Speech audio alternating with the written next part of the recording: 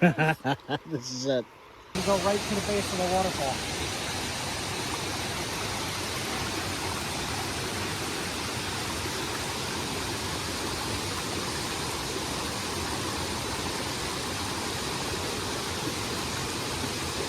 We're gonna test that black chart that I made from the stuff I found in the creek. For some reason, early mornings, doing this is my favorite time to do it. They say there's actually health benefits to being in early morning light before 10 a.m. If you have coffee. If you have coffee.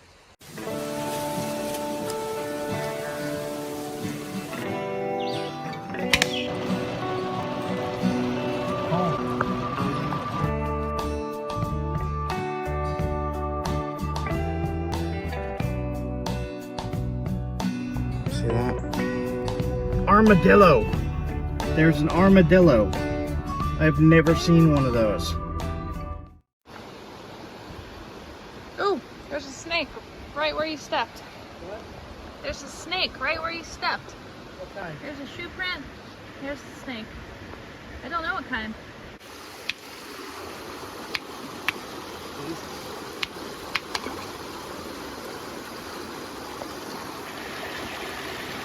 It's all quartz and quartzite.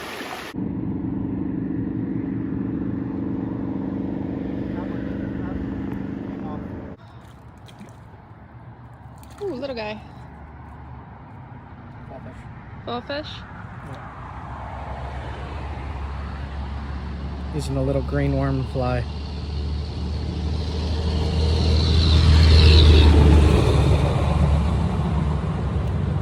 He's got like iridescence on his chin. Did you see that? Alright, so severe thunderstorms coming in. I just grabbed a bunch of quartzite out of the creek. And Leah said, "Why do you want to bust your shoulder up?" And I said to her, that stuff is easier to nap than Norman Skill is.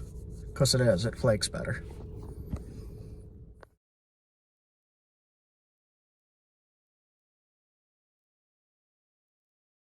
Alright, so just real quick, I napped a quartzite blade. It has the little black pepper specks in it. Napped a little tiny fluted thing. And test it. It's an oak branch.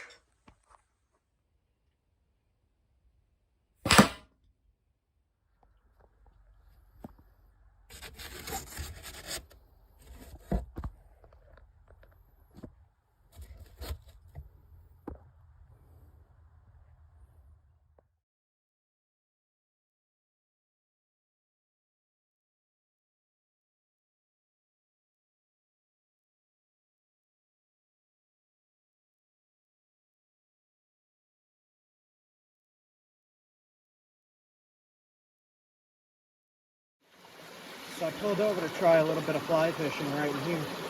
There's really tiny little tiny brook trout. But I noticed this chunk of rock, actually Leah pointed it out. And I've been looking for a gray quartzite, which is what the paleo guys used around here. Took a chip off, gray quartzite. I don't know if that's it or not, but it seems pretty sturdy. Pretty sturdy compared to the other stuff. You could still snap it by pressing on it. But we're gonna give this a try right here. See if I can make a knife.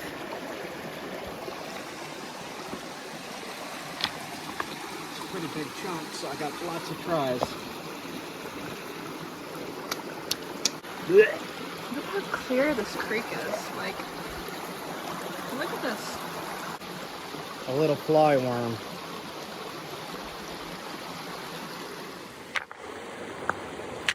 There we go.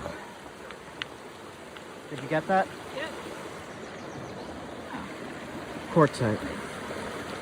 So once you get into it, then it's Yeah. be a little bit easier to work with. You can see it's not really low quality either. Make a nice spearhead out of that.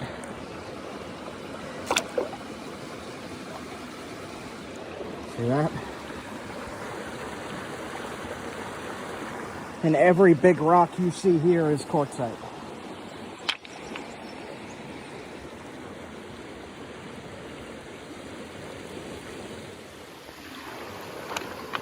this rock that doesn't look like much. Everything's slimy here.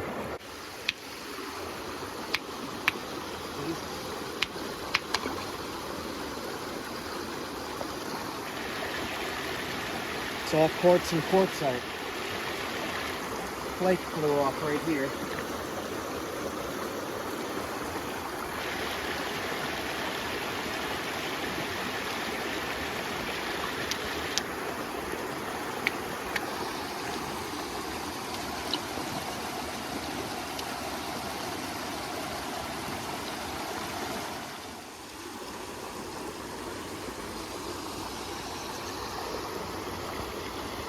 Slimy.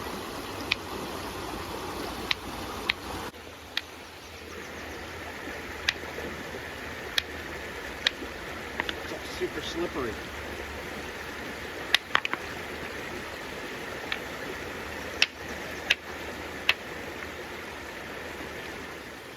Almost all of this rock is nappable. Almost all of it.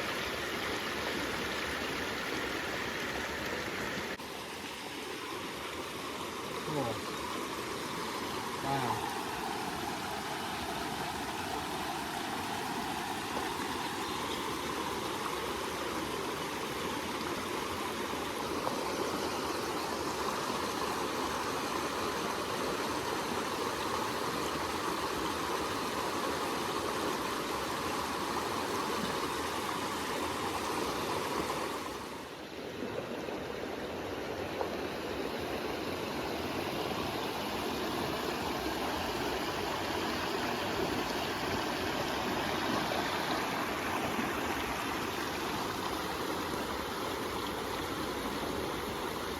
First river fish up here, fall fish, on a worm fly. I just let it drift with a little tiny bobber. There's a beaver in the water right next to me. Trying to fish, beaver. What you doing?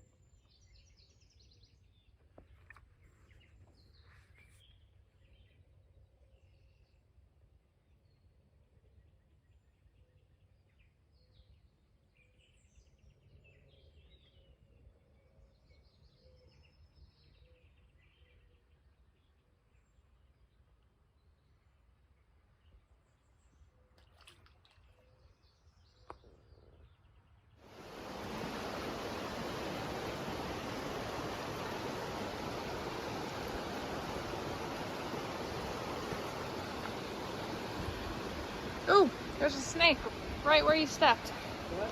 There's a snake right where you stepped. What kind? There's a shoe print. Here's the snake. I don't know what kind. Oh, he's tiny. Hello. Hello, guy. Looks cute. Where? Oh, I see.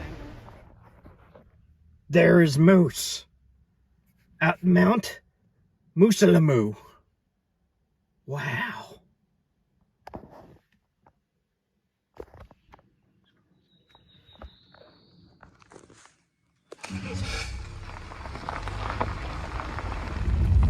Get a little bit of a look at what these forest roads look like. There's not too much around.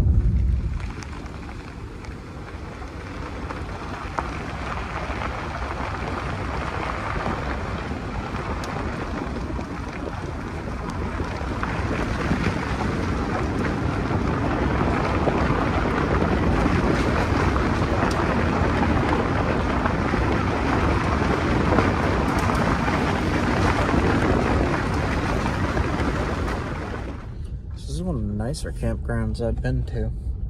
There's 19 sites. There's 3 bathrooms. There's a bike trail. Seems to be all kinds of stuff around. Campground bike loop. And there's a nice big trail. Moosalamoo Trail. Right down there. Cool, man. Most of the rock here. It's quartzite. Can't nap it. It's decent. They have a bathroom here. So that's really nice. Pretty well spaced out. Just caught my car running, so I could hop in and out here.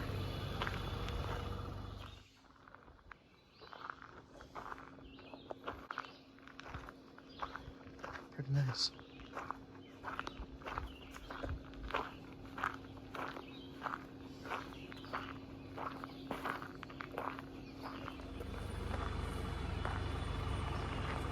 Over there. I'm just going to check out the site here real quick. They look pretty small. They also look really nice.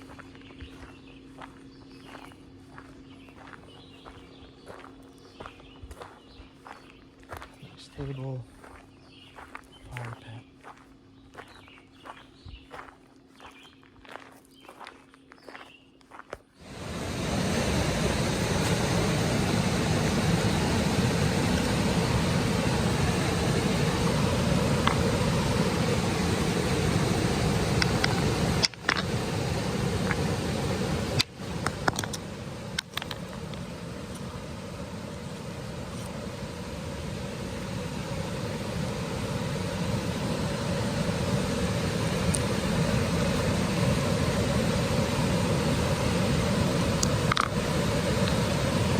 Testing rocks. Here's a limestone.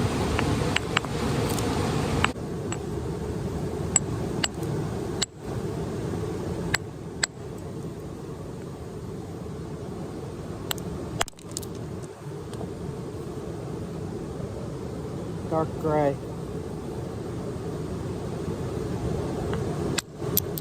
There we go.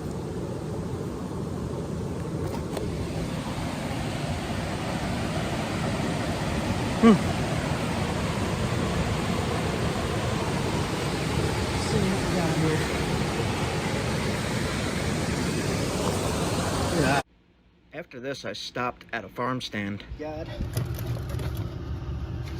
Duck eggs, duck eggs. We got duck eggs, duck eggs. We got duck eggs, eggs, duck eggs.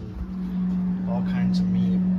An entire goose for $100. Beef kebabs. All kinds of meats. Duck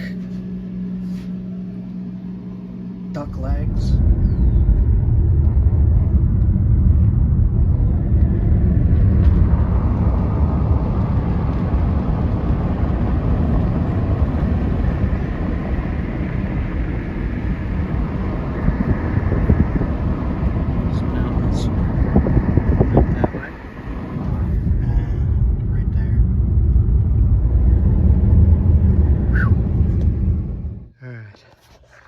So, in the creek, I'm looking for the gray kind of stuff.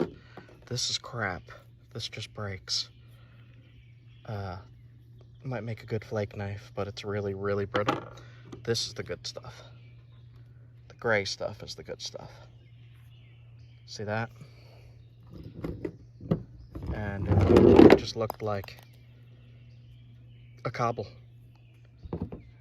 Tested it.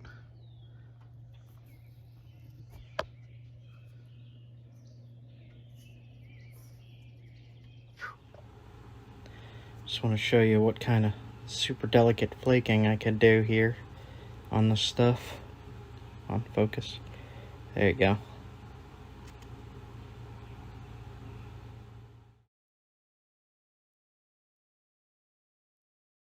Alright, so I found a piece of quartzite like this. And I napped it into that. Fluted both sides, spit it into this blowgun dart. We'll give it a little test on that.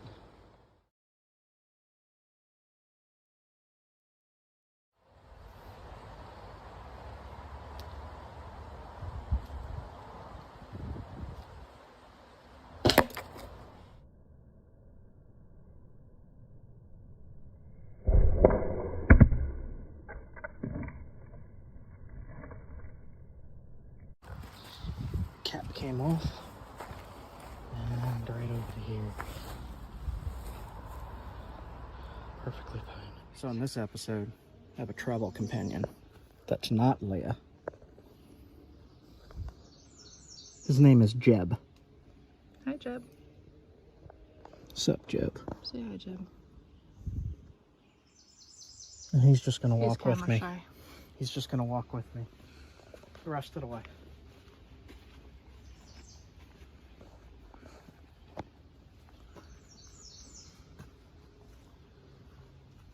So I made this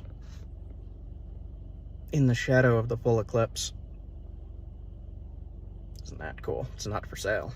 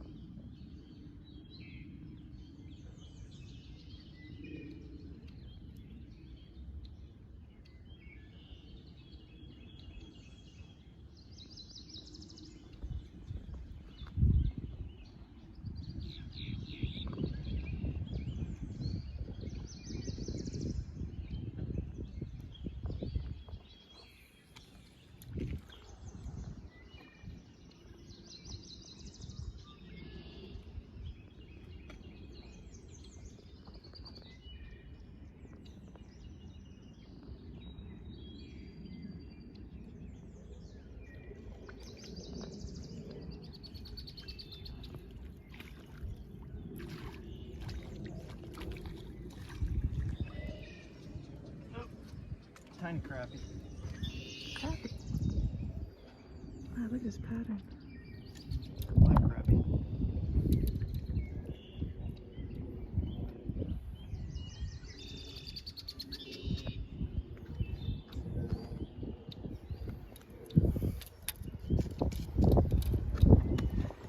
Little tiny guy. Alright, gonna put him back.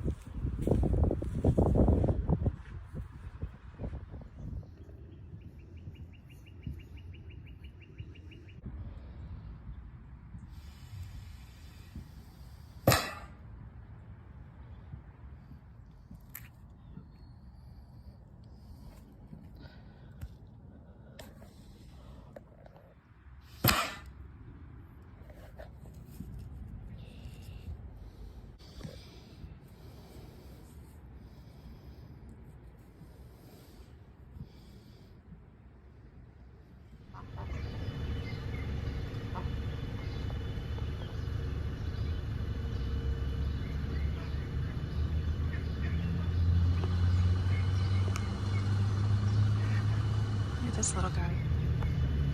God, he's tiny. Here they go. Wait, wait.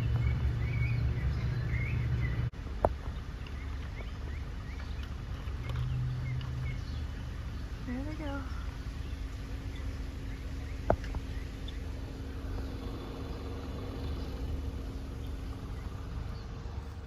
Moving the RV today. This campground has been kind of awesome. Kind of had a lot of room to ourselves. Wasn't so cool being right next to the poop station though.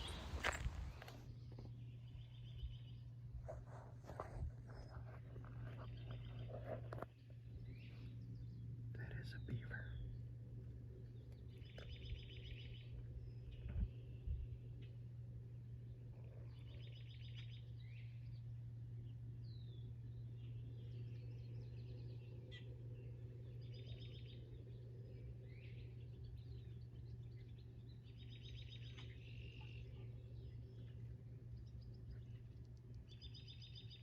Massive block. I took a flake off here and made a little tiny fluted point. Test it real quick. It's on a blow dart.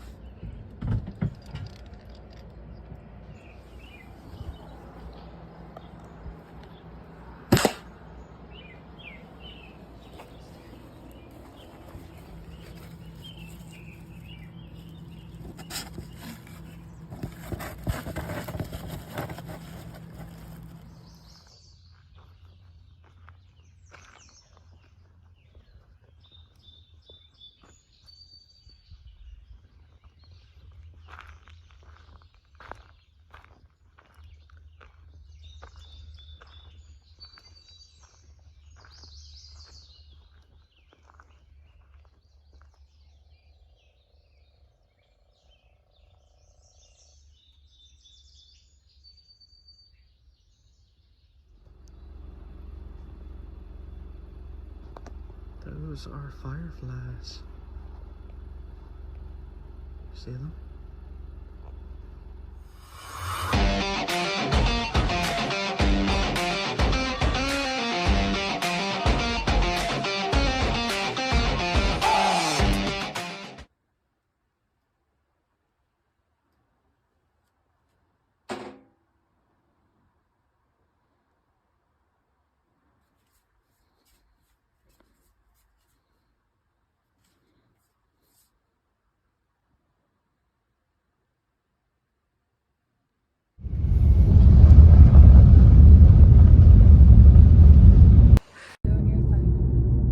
Hey guys, we are going to explore Vermont today. I'm going to go to Lake Champlain to look for something called Flint, or chert, that you could make stone tools, arrowheads, spear points, knives, flint and steel. So the island is out there and to the left.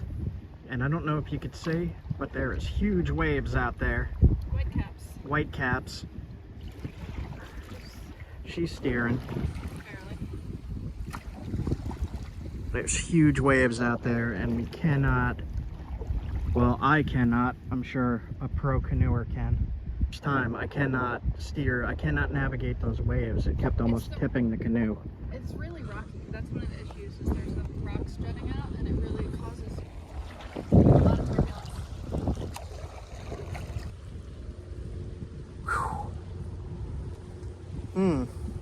Fella. Oh, whoa. Whoa. Tippy. So, just now in the water, piece of chert right here. Right down in the water. See that smooth, glossy, shiny? I'll show you in a second. Hammerstone.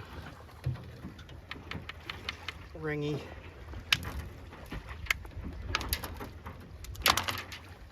Definitely chert. It's breaking really brittle, but it's chert. Cool. So I hopped out on the shore right here, and this is an outcrop of the chert. So it's definitely here.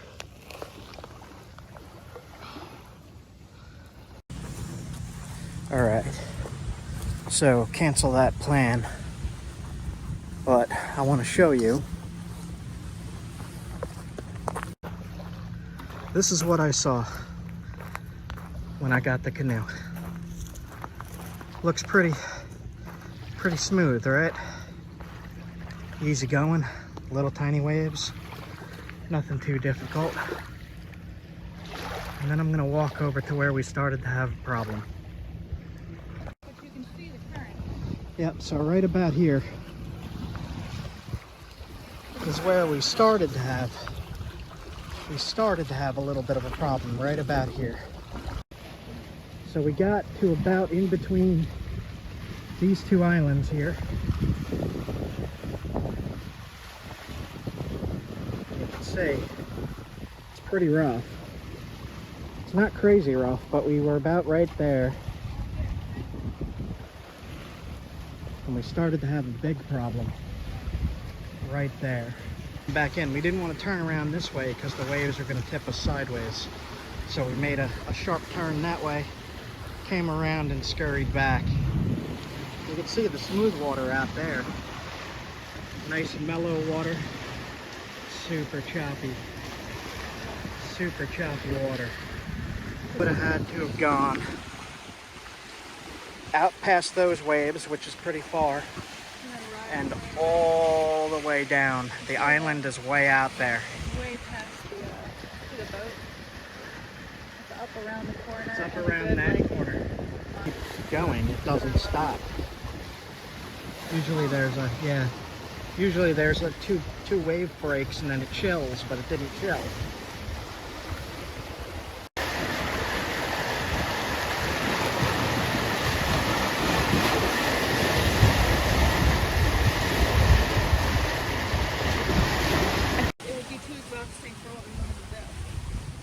So it's probably doable, but we had a ways to go and it was really exhausting trying to keep that canoe straight.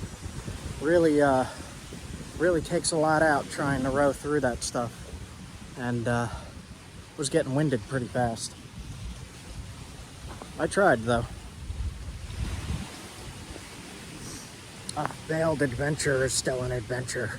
No, that was actually fun. Like, it was. I just wish we got it on camera. That was crazy. It was exhilarating. Like the boats, you know, the front of the boats crashing down into the waves, and that was fun. It just. This would have been impossible. I'm looking now.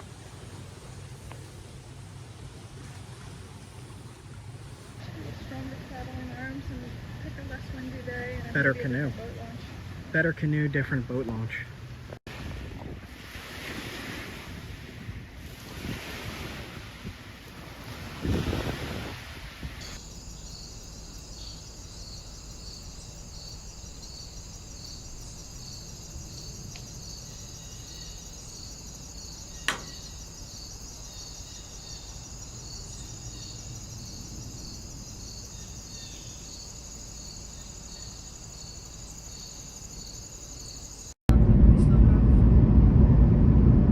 Alright, so we know that black chert is in the lake.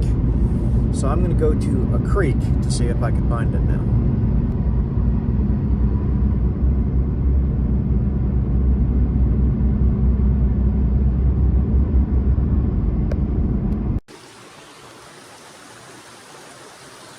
Stopped right here along the water's edge. And this plant here, with this flower, is called common jewelweed. And if you crush this up and you rub it on a bug bite, it'll help it stop itching.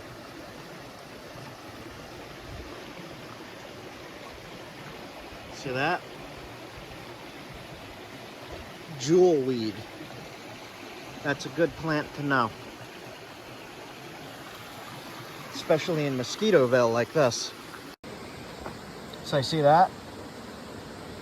The amber snail, European amber snail. Catfish love those. Put that on a hook, shell and all, the catfish will bite it.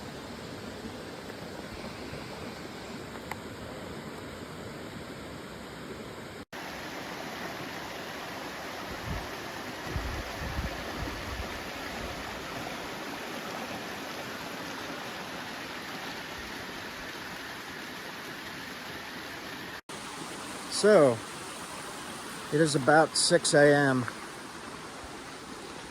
There's a creek here. I'm looking just from up here. It's so clear that I'm just seeing if there's any black rocks down there. I don't see too many. I'm just walking along the side of a highway here.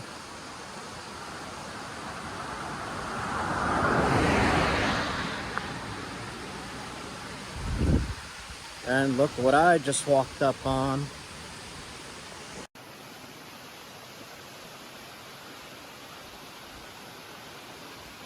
Freaking cool, man.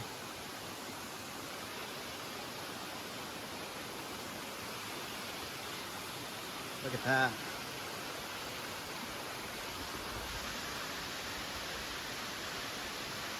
Wow.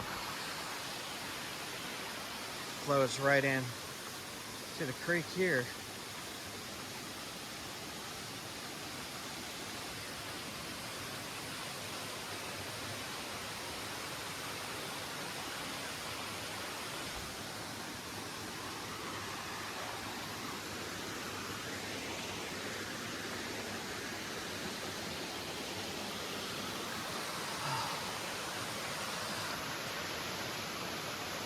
This is why I do this. Thumbs up for the waterfall. Look at that.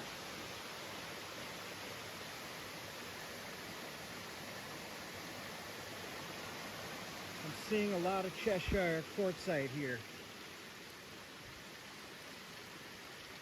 And some, you can use this, not to nap, but you could grind it.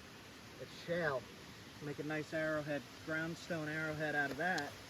And then right here is some quartzite.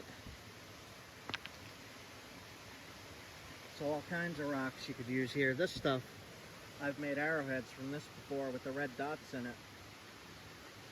It kind of flakes, but it breaks. It's really super brittle.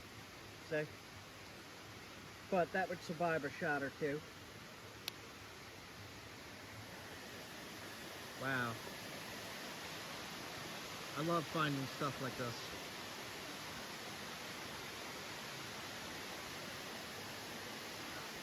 Yeah, you feel that?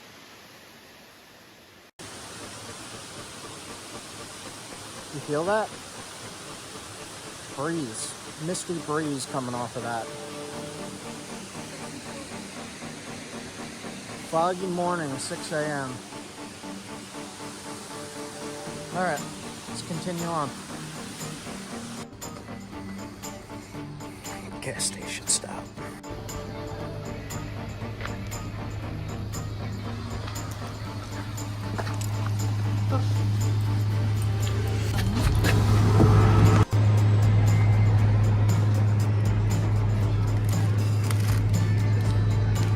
That's the whole reason we come to Vermont.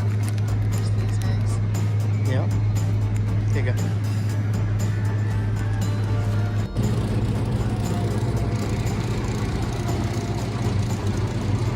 Iced coffee.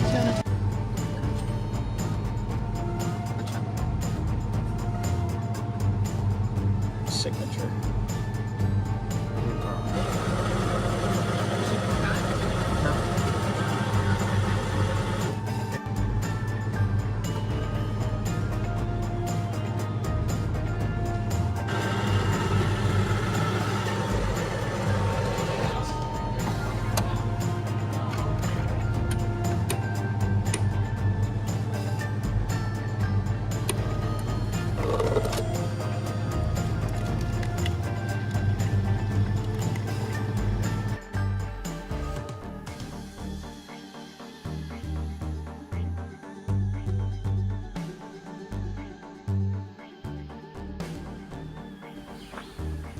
Okay, so we are at a river.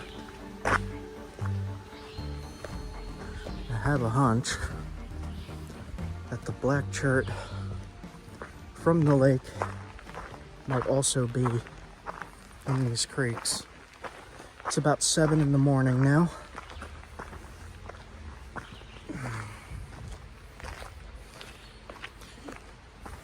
There's people doing van life over there. They're parked and having their breakfast out of their van. It was pretty cool to see. So, this is a cool spot. I'll show you. There's a lot to look at here.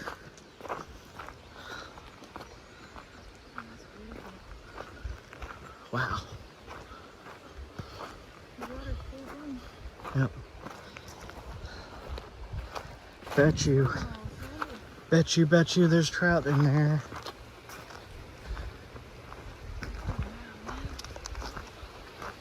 Man, I might just sit here for a while. Look at that. A little bit. Okay, let's take a look around. Piece of glass. Probably enough to make a small fire. It's curved. I'll leave that. There's lots of quartz. I got more than enough of this stuff. Quartzites, quartz.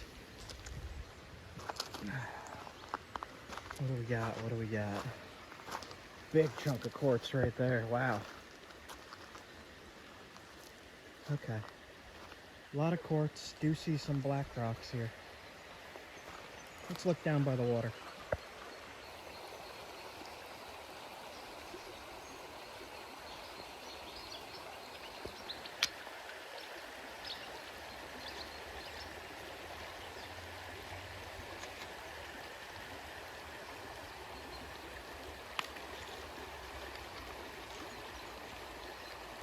Found it.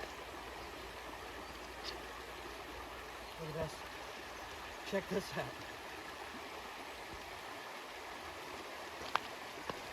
I don't even have to break it open. Look at this. Oh, nice.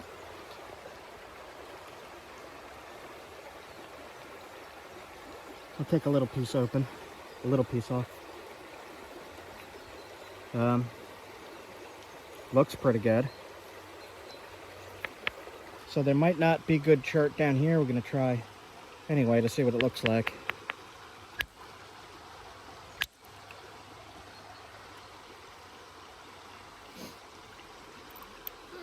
This is it. It is in the creeks.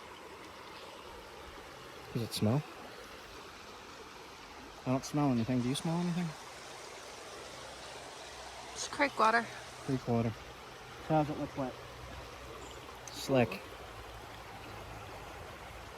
Okay.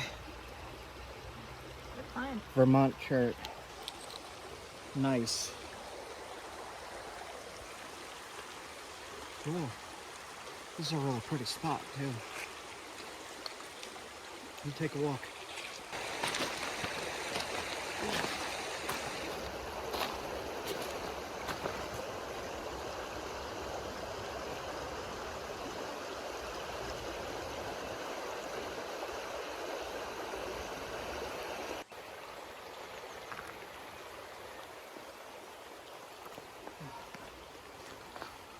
The lid is not on. I'm gonna use your coffee. Oh no. There you go. Thank you. I'm not seeing a whole lot of it. There was another cobble out over there, but it's damaged. Freeze damage. I see a lot of the quartz and quartzite. Yeah, there's certainly a lot of that. If it's in here though. Might just have to travel up creek more. Or it's glacial till, which is entirely random. If it's glacial cobbles, it could just be in, like, just could have traveled here. Yeah, there's another black one. No, that looks like, Let's see what that is. it looks like maybe basalt or, I don't know. That's weird. It's got quartz on one side. No, that's like Limestone? I don't know. some kind of shell or something. Yeah. I don't know. I'm just trying to look for that black color. No, that's shell. Yeah. Okay. It's not too much. I guess that's the same. Oh, I learned a tip. What's that? Somebody said that if you're looking for agates, that they have very cratered cortex. Cratered. Yes. So if For you see agates? for agates. So if you look, keep an eye out for very cratered cortex This and might then be bust something. into them.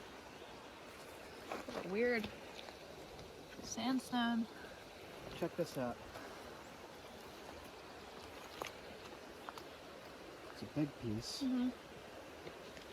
You need an egg. Can you kick me that egg? This? Yeah.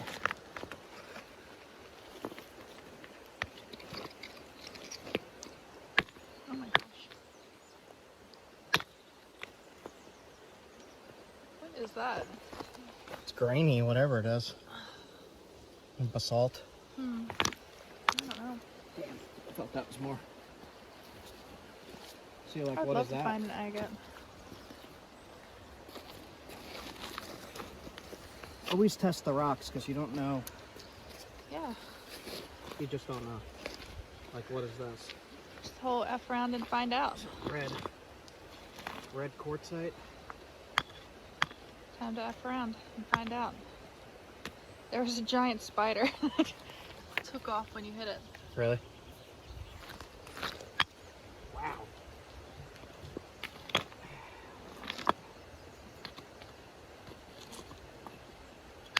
So, oh, that's Ooh. a interesting noise that came off of that one. That's a rhyolite. I was gonna say, it made the right noise. It's a red rhyolite. Huh. I'm not going to keep the whole brick. I am going to take this as a sample, though. Yeah, play with that, see what happens. Huh. Rhyolite. Rhyolite black Cheshire This looks quartzite. really similar to the New Hampshire Yeah. red. Yeah. I wonder if it's the same stuff, maybe. Might be. It's just pushed around by a glacier. This is really peaceful here. Yes, I was just looking For at some that. reason, early mornings, doing this is my favorite time to do it. They say there's actually health benefits to being in early morning light before 10 a.m. If you have coffee. If you have coffee. Yeah. Here, check this one out. I'm gonna say that's quartz. That looks Might like be quartzite to quartzite. me. It's I got don't the really see smoothness of quartzite. I don't really see a good platform here.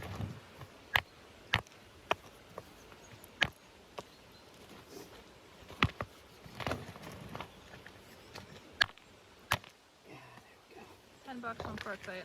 Quartzite. That's a quartzite. That's a good quartzite, actually. A really good quartzite. That one makes some good knife blades. Yeah, there's all kinds of stuff here. Let me check out the next spot.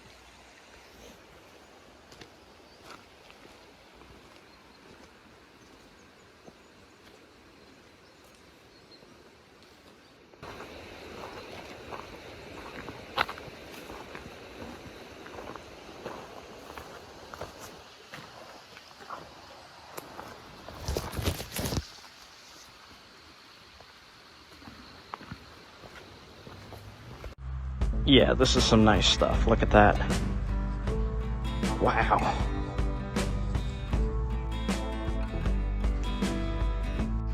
Dude.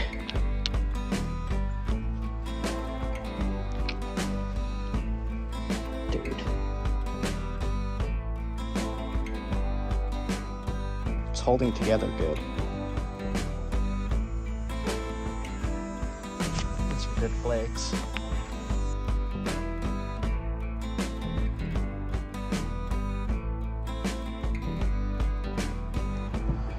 Dude.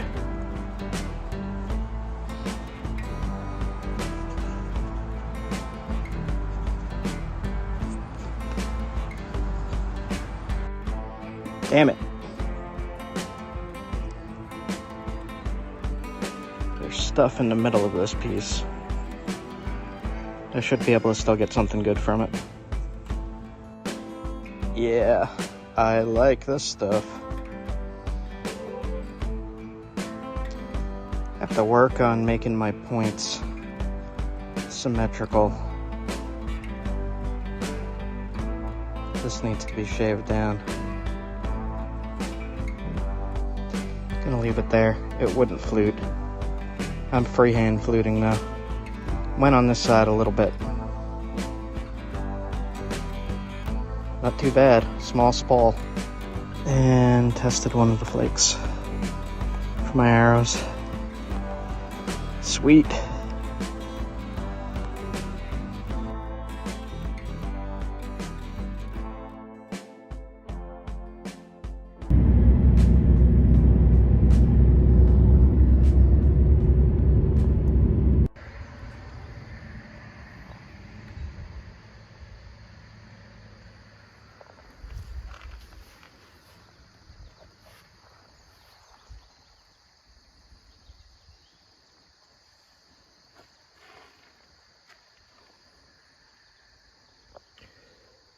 It's not just about your dog. Other humans and dogs may be uncomfortable, and wildlife certainly is. There's nothing worse than when I am out hunting, and some hiker lets a dog run up to me while I'm in hunt mode. I hate it.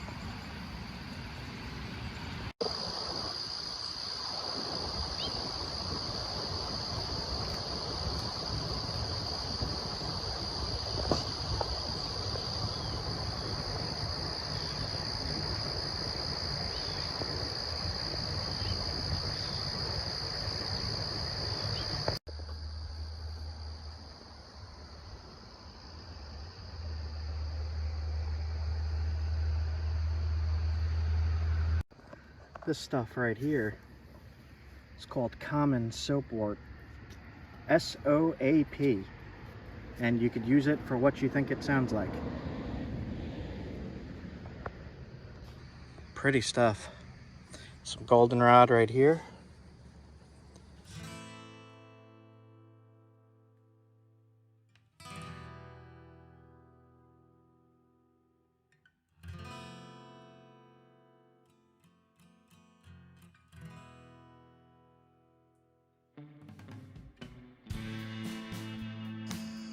There is a ton of river access in this state, and I really appreciate it. It's a really good thing.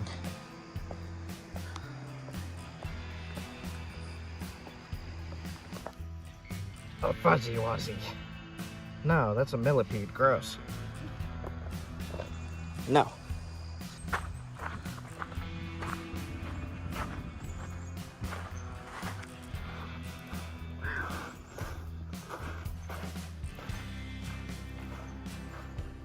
Not a heck of a lot of big rocks here. Extremely pretty. Wow.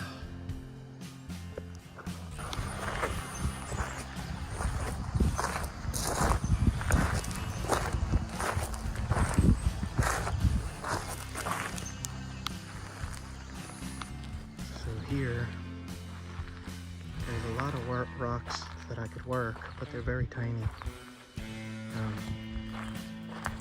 There's quartz right here that I could work. There's quartzites. They're all just really tiny.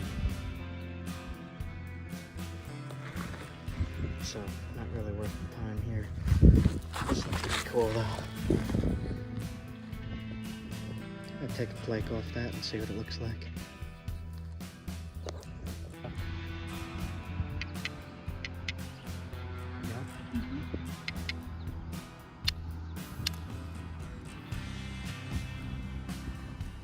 High quality quartz. Not worth taking that. Too small. Just gonna enjoy the spot for a little bit, I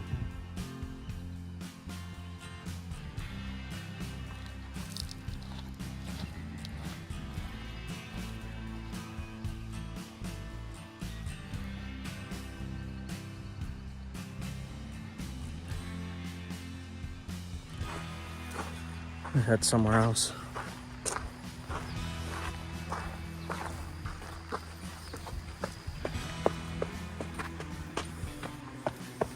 Cardio in the morning.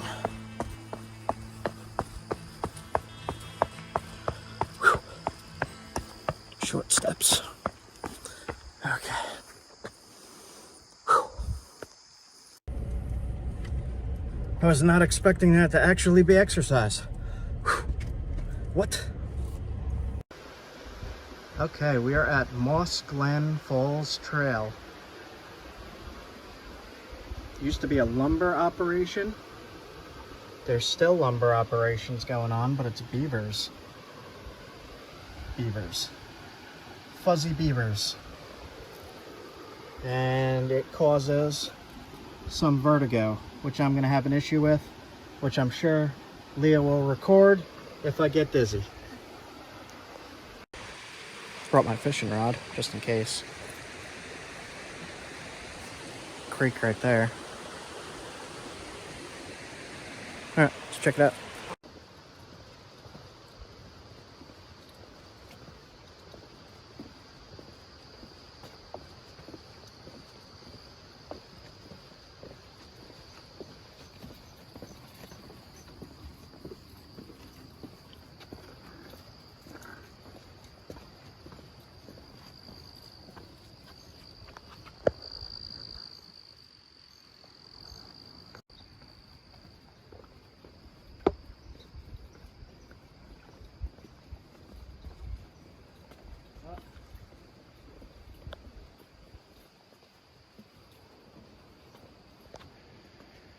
Beaver chew.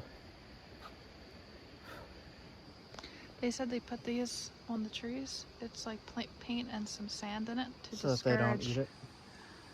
Yeah, to discourage the beavers from eating the trees, knocking them down.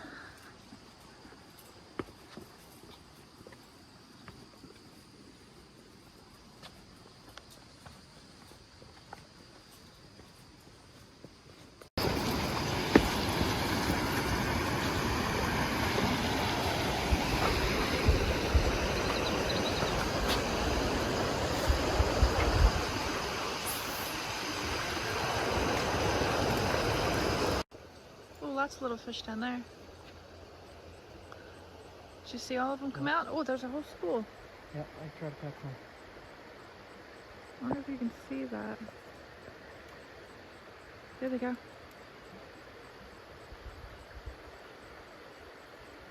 Oh. Did you catch that? Yeah.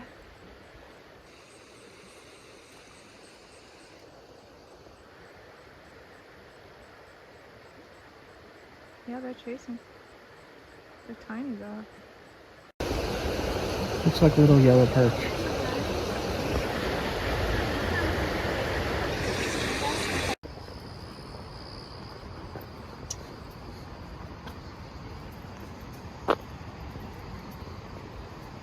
You can just smell all the wildflowers.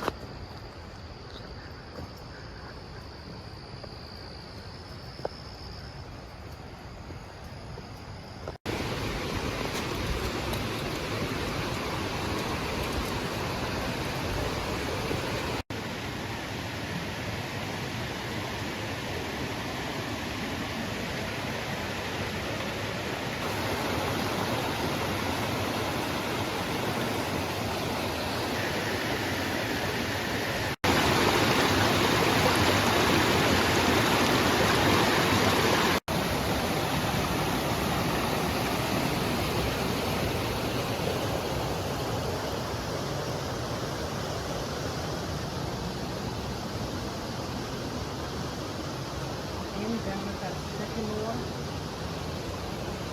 in the shadow. As I bring it this way, you'll see the trap.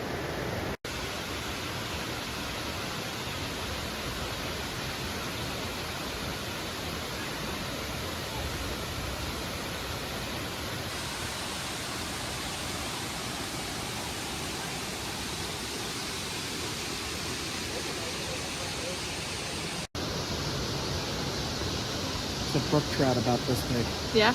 in there. We went after this, the white one, the white and silver. I'm trying here too.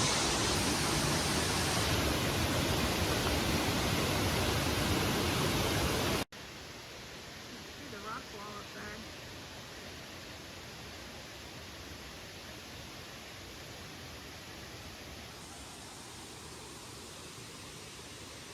Cross and go right to the base of the waterfall.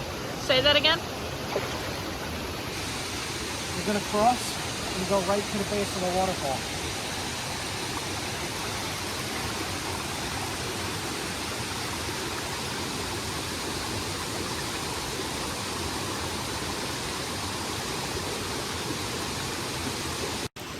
Oh, I forgot my water shoes. Oh God, it's freezing.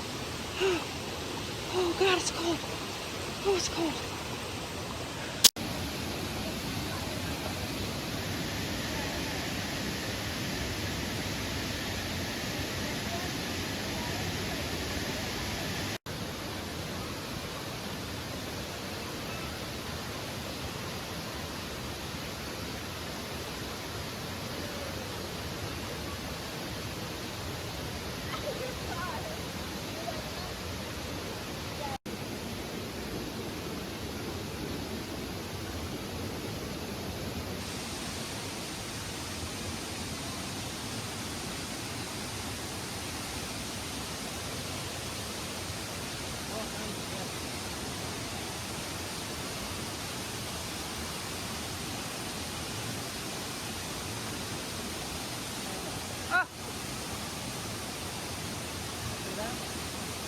I think so.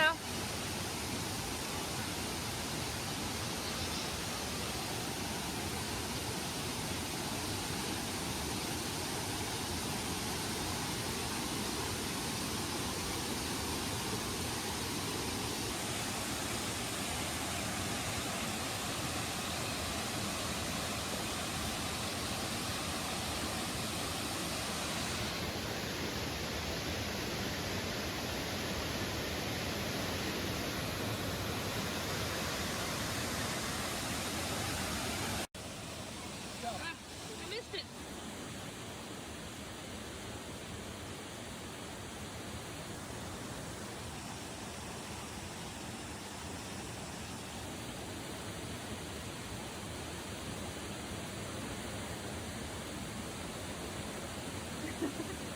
Again.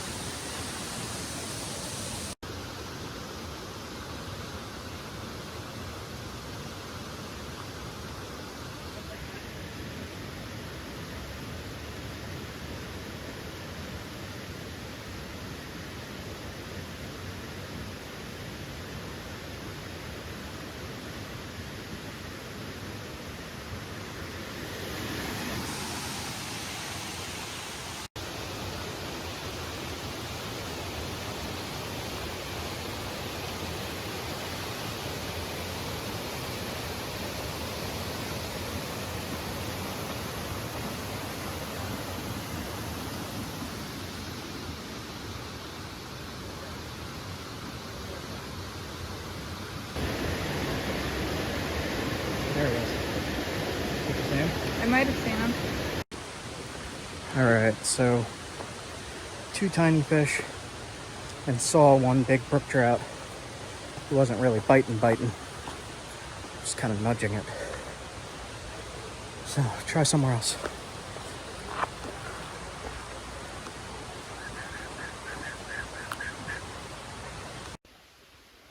Alright, I'm just gonna try this little creek here. There might be some brook trout under that tree or something. Give it a try. Got one. Got one. Nice. Brook trout. That's a good one. Oh, oh. There it goes. Oh well.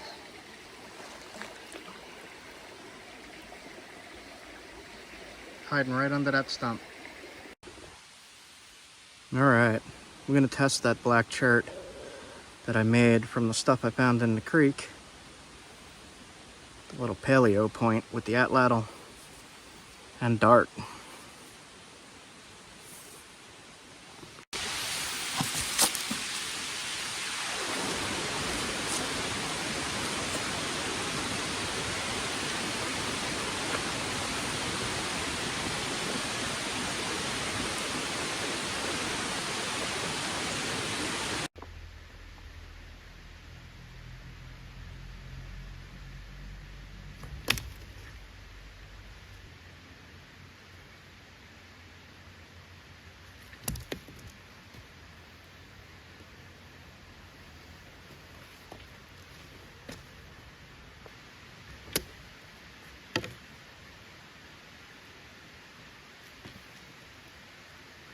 Oh.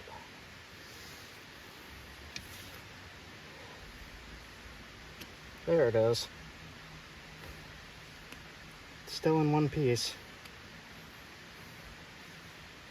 Put a pretty big freaking hole in it.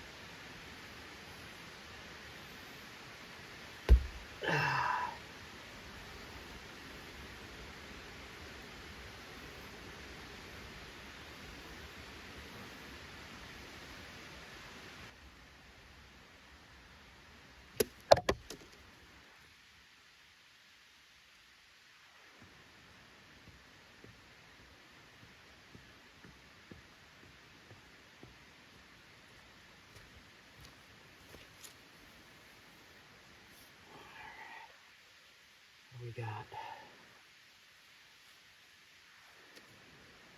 Oop. Lost it again. Gonna have to bust it open. Opposite side. There it is. Not too bad.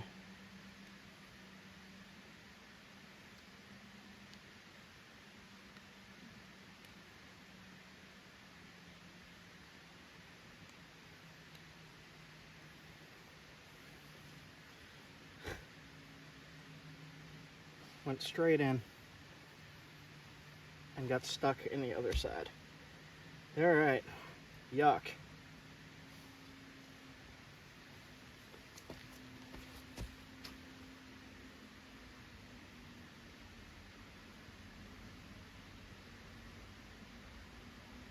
I'll clean that up and no damage to it. Be good as new. So the reason this kept coming loose, I didn't have enough pine pitch, so I used super glue. And we didn't haft it deep enough. You gotta haft these things deep. Otherwise they come loose or they break. Even hitting something like that melon, it came loose. Too much force hitting the tip. It wants to bend like that. If it's only hafted like right to here, like how I had it, it should be hafted like that deep. Today we are driving to a Paleo-Indian site in Vermont. It's called the Gore site, and this is a really, really interesting site, guys. I'm going to go over the site, and I'm going to show some artifacts. I'm also going to replicate an artifact and test it with the atlatl at the end of the video. So, hang out, guys. Have a good time. Like, comment, subscribe. So I am at the Gore Paleo-Indian site.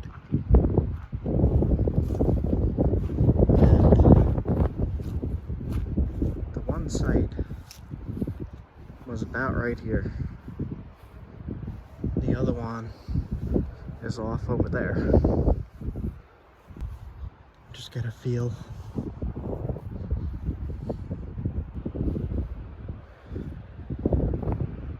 They're camping right here. So these are the artifacts found at the Gore site. And you can see it's not the best material. There's Norman scale on the bottom left, a quartzite in the middle.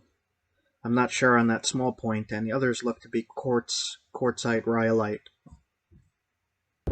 Probably camped this whole patch of flat land here. You can see the circled Clovis fluted point, as they call it, in the middle there. I'm going to replicate that point towards the end of the video and give it a test with the atlatl. It's a really interesting fluted point and a pretty interesting size in my opinion. Okay, we'll record the sign. Paleo-Indian artifact site. Okemo Mountain Resort. Preserved the site, which is found to contain artifacts from prehistoric early Paleo-Indian, 11,000, 10,000. Artifacts from the site have been curated by the University of Vermont Consulting Archaeology Program.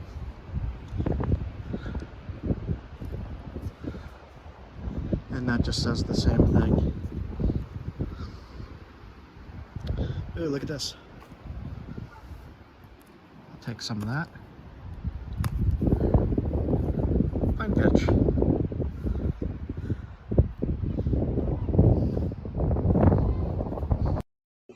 Fluted point in the hand here for size comparison, so you could see how kind of small it was. Looks like somebody's been driving in here.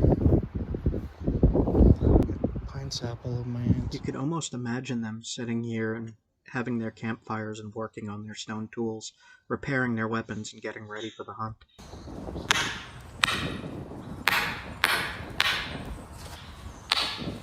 Riverside is right there. One's right about here.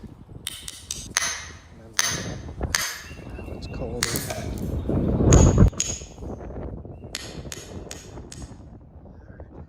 Robot. Yes.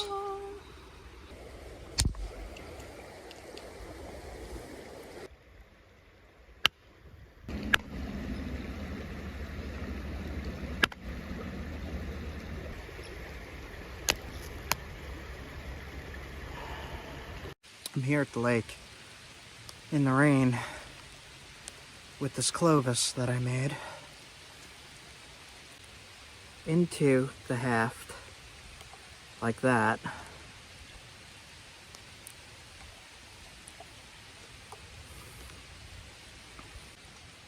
I'm gonna try to wrap it right onto the stick. I'll haft it. Really beautiful point.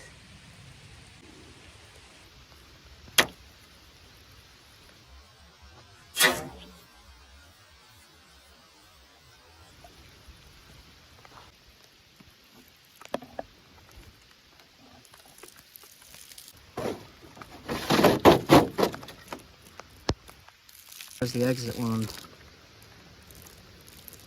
That's pretty crazy. Here's the point. No damage. Sharp as heck. Still hafted. I'd say that does the job.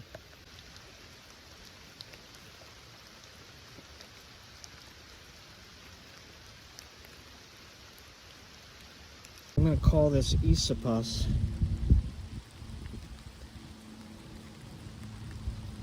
Nice. It's snowing and it's flooded. What are the fish doing?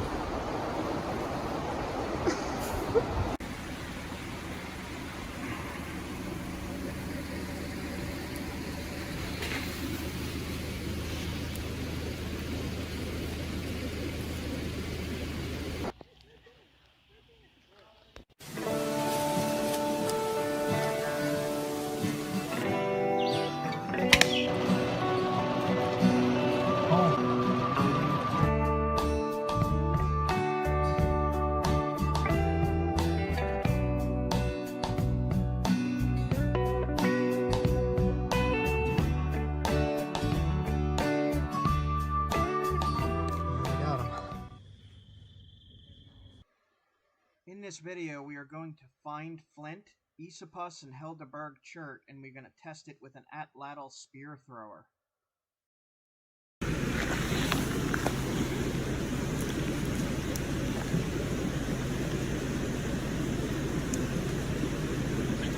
So all kinds of flint right here.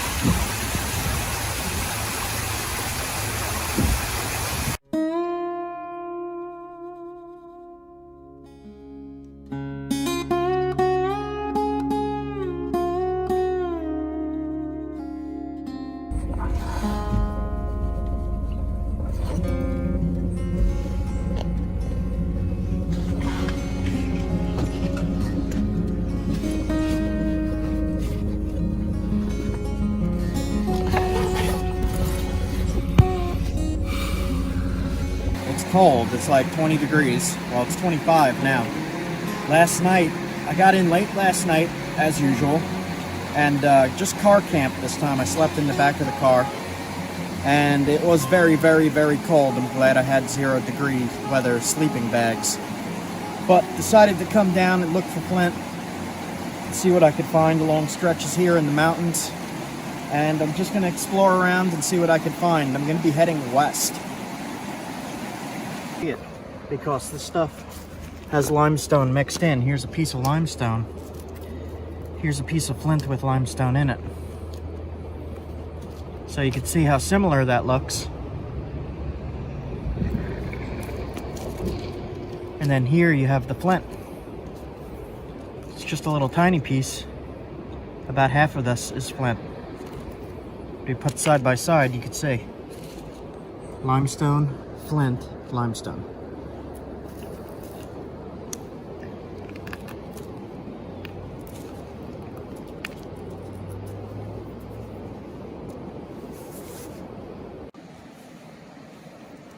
Here's a bunch more. Some right here. This piece right here. Right next to limestone. That's a pretty big piece. I'm going to take that. This is also flint, but it's very, very low quality and has a lot of flaws in it, so I don't really like to use this stuff. I always look for the higher quality.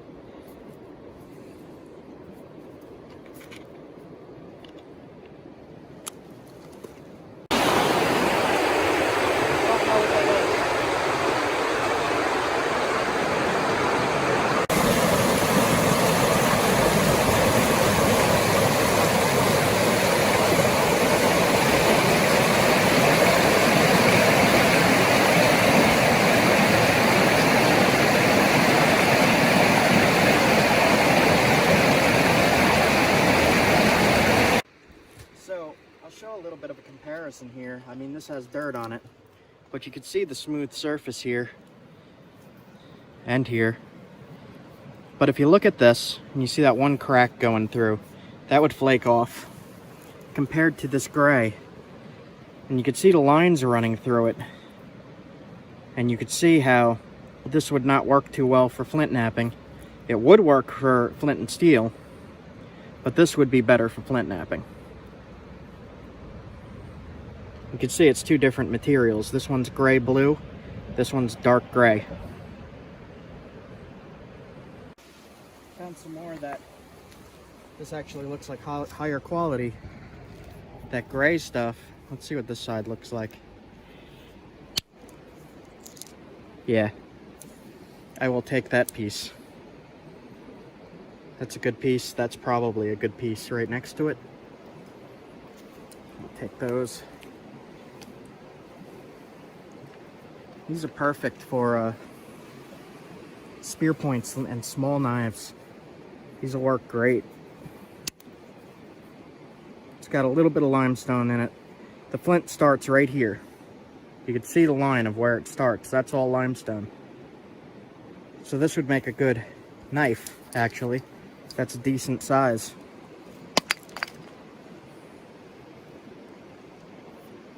This is the highest quality I've found of this gray-blue stuff. So that's really exciting. I've been looking for this gray-blue stuff, and it's usually in small little pockets and not really able to be napped into a knife, arrowhead, a spear point. There's another piece. Yep, that's kind of a weird shape with a lot of limestone. Yeah, that's how we usually find it. It just is really chunky. This is what I usually find. But you have a Big nice... pocket of limestone, chunky and small. What you just found is like a nice slab of it. Here's more. That's a good arrowhead size. Spear point.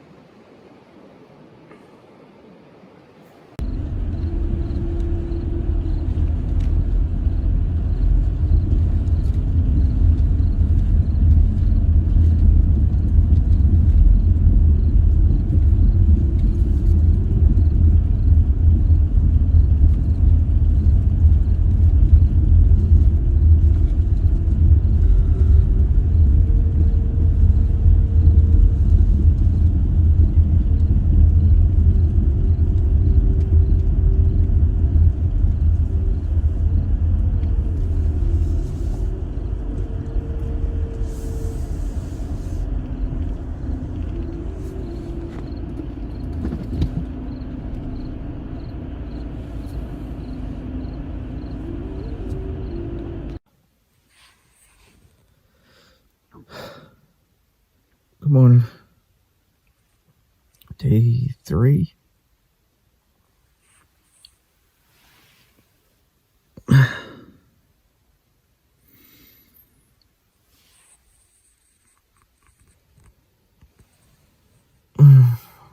Tired.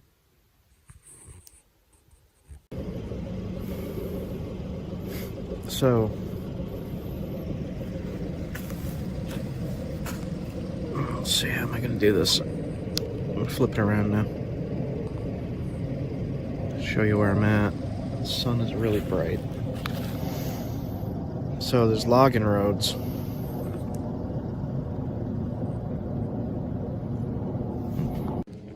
It's literally a logging road. There's right there. And off these logging roads are little called primitive campsites. And this one has more than most usually do. It has a table and fire pit. And all along this logging Turn road right here, on Brown Road. all along this logging road are these little primitive campsites with a picnic table and a fire pit. And you could stay here for up to... Head northwest on Truck Trail 8 toward Brown Road, then turn right onto Brown Road. You could stay here for up to 13 days. It's pretty cool. But I'm heading west more, so I'm gonna get back in the car and head out. I just wanted to show you what it looked like. It's literally just in the middle of a huge patch of wilderness with logging roads. The roads are clear. You could drive down them. They're really well kept because the trucks keep coming down. And they actually even have porta pots way in the back that I stumbled across. Alright, so I gotta get driving. I'll see you guys soon. Alright, so we're in an area that has limestone. And there is a big creek right here, so I'm gonna hop down and see if there's anything.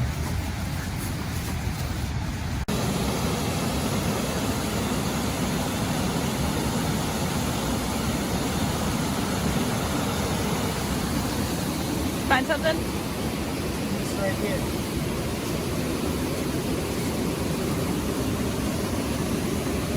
right after Waterfall.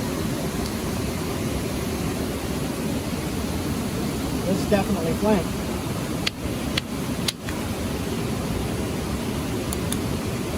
Yep. Whoa. Yep.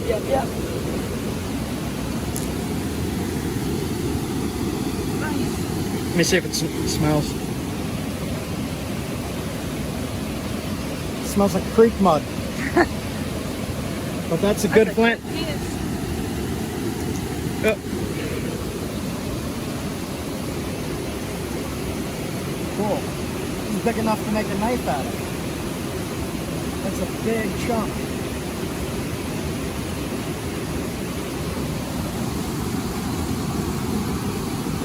I don't see any damage in it either. Just right here a little bit. Nice. Nice. Right here, look.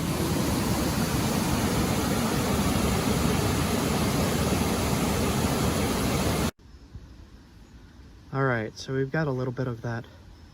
This is called Helderberg chert. I believe. It's either Helderberg or it's Esopus. But either way, we're gonna nap this, what we found in the creek, and we're gonna test it. We're gonna test it on an out-ladle dart. This is really tough material here.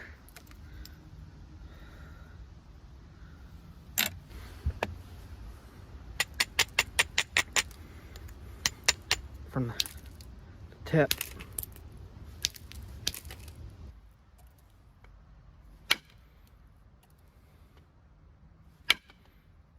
We are going to thin it right there to haft it. Scary. All right, we're going to put this on a dart and test it. That looks pretty sick. Does have a curve to it, but I don't think that's going to affect it all that much. Very slight curve. Okay, we'll put this on the dart and get back to you. On a dart, we got the out-ladle.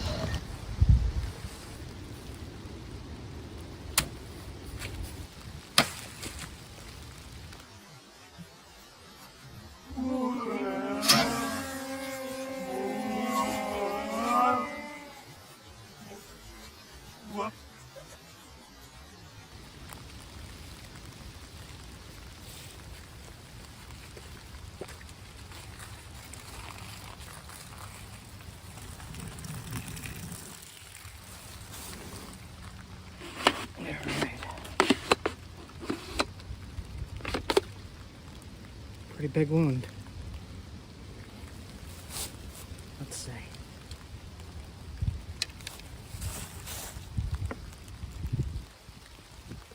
Big wound right there. Entrance wound. Also pretty big. Right there. And the point came a little loose.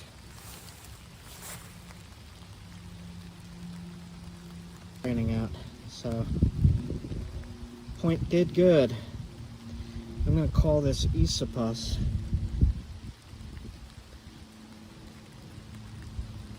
Nice.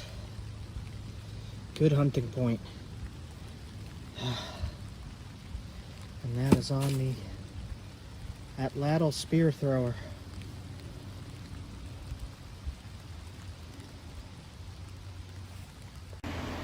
Alright, you gotta do something, guys. Sniff it. Sniff this rock. Sniff it now. Smell that? Smells like trash oil. It's wonderful. So weird.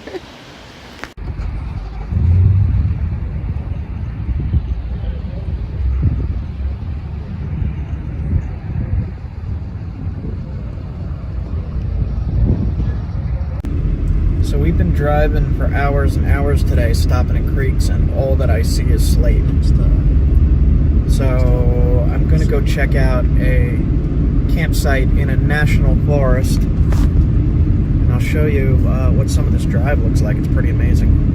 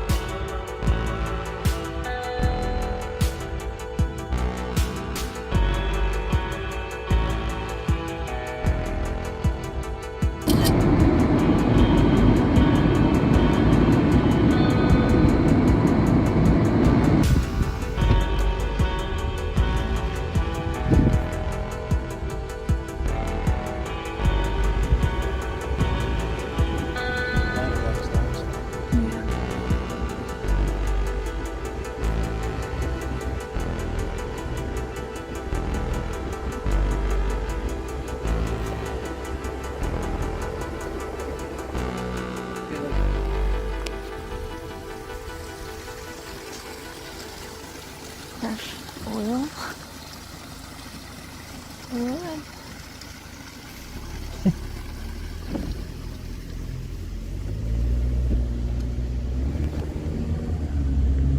I don't know what that means. All right. We have to go all the way down out there to get to the lake.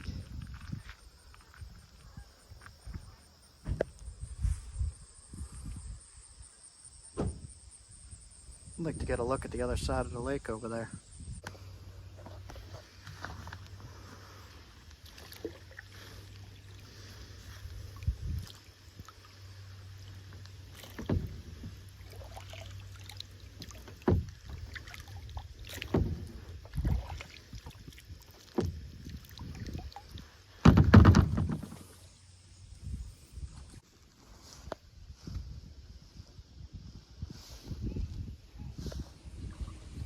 There she is. Just cruising.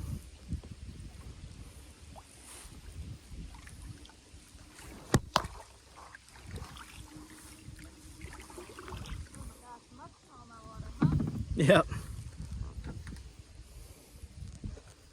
Ah, nice.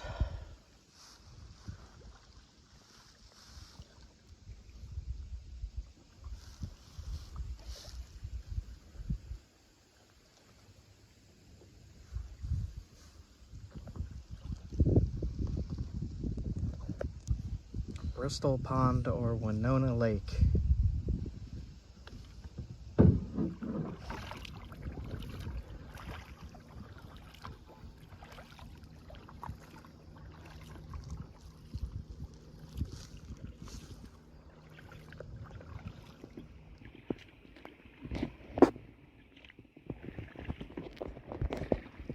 See, there's the little brown ducks.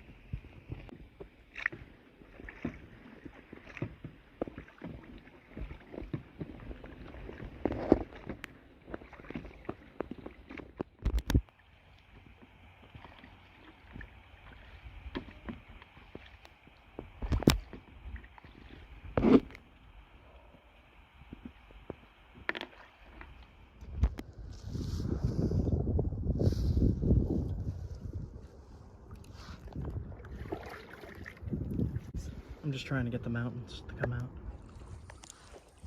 We are kayaking at Bristol Pond, Winona Lake, and that's the Hogback Mountains. Alright, so after quite a ways of rowing this little, it almost looks like a river. The lake opens up out there. Right there. Whew, it's really peaceful.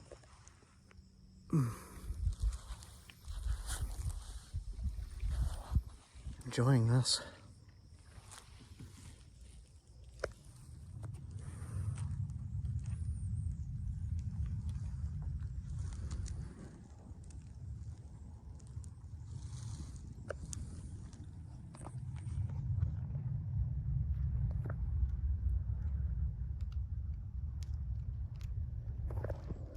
Just caught yellow perch on a spinner. Cool.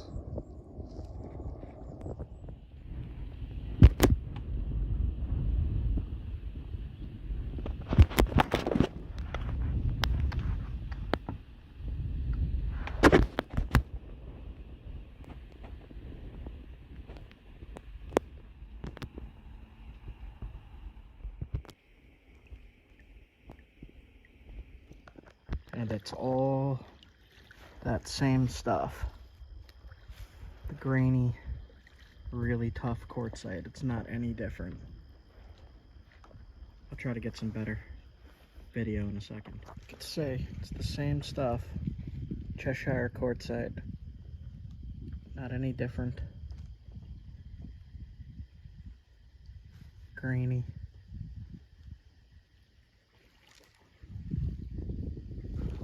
It's a big piece.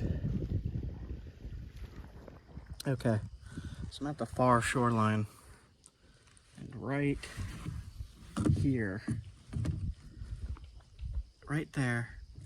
All right, so I don't know if you could see that, right there where that ant is. It's blue quartzite. All right, so I did get a sample. Small sample, but I'll make something out of that, so that's cool. Blue-brown quartzite. All right, let's go. We caught some fish, just some bluegill, one yellow perch. Gonna head out over to that shore and then head back. Came all along the far shore, looked at the rock, got some samples. Just some tiny samples. They said it was a blue quartzite around here, so I got the blue quartzite. It's the same stuff.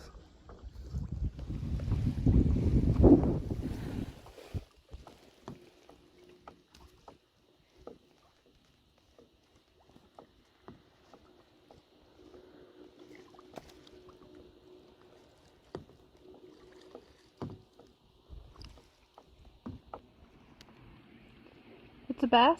Yeah.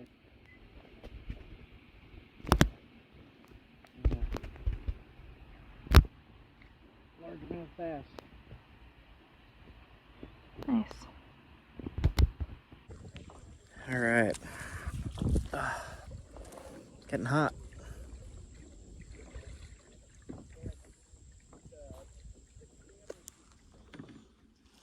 Foggy Mountain.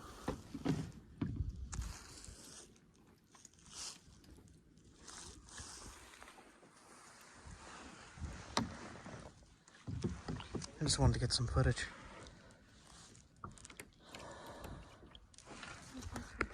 Can I zoom in on that? Can't even see where it is. Hawk flying around or something.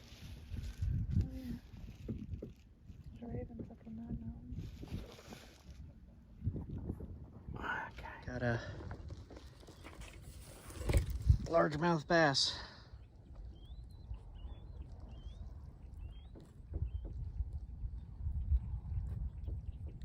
There he is. Perch? Nice. This one did not swallow the hook. No?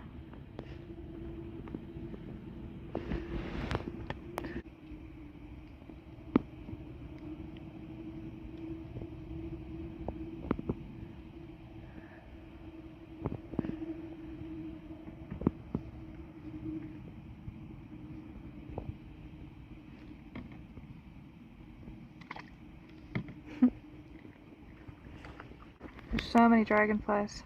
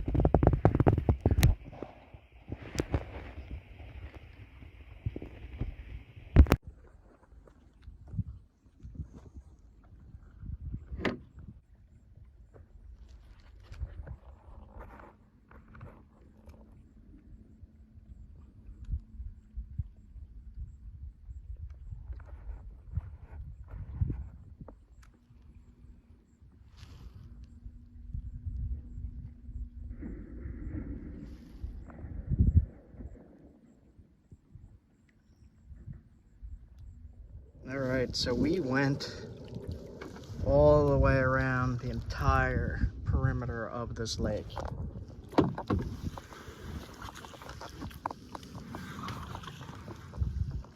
Going into some lily pads here, hold on. The entire perimeter, all the way, both shores, as far as we could go. Caught a bunch of fish. Got some samples of quartzite. And we're gonna head back to the car now. My battery's low. I'm recommending it to everybody. This before, because I also sell the email stuff, because it's such a hard thing to get it right. I always tell. All right, we are gonna cook ostrich meat today, and I'm gonna do it with starting a fire with flint and steel. This is flint I found in a creek right there, and we're gonna test it to see if it does good sparks.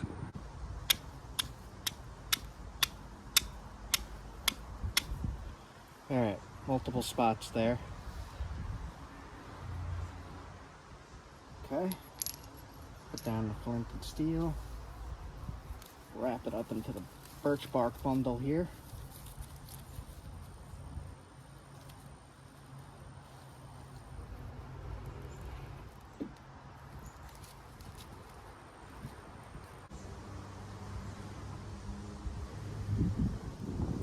There we go. Let that catch, push it under, like so.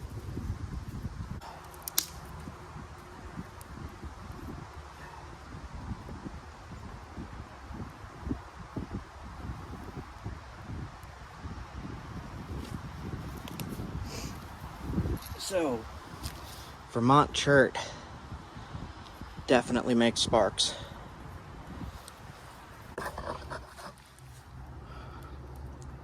Really nice flint knife that I'm going to use to cut up the ostrich meat. And this is what the flint looked like before I shaped it. We'll let that burn down until I get some coals. All right, you want to cook ostrich meat on high heat.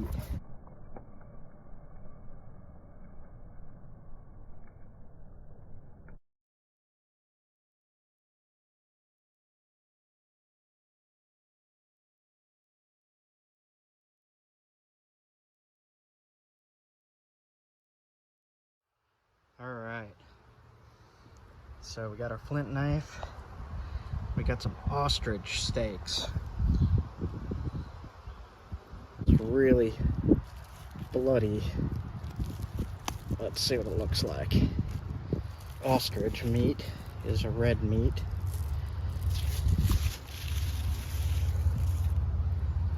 It's ostrich steaks.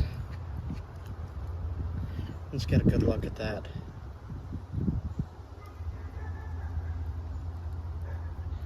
All right, we got 3 steaks, it looks like.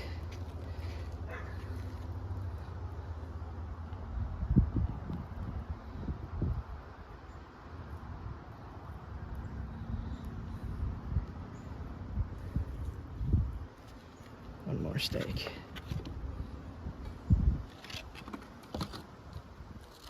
All right, those are in the pan.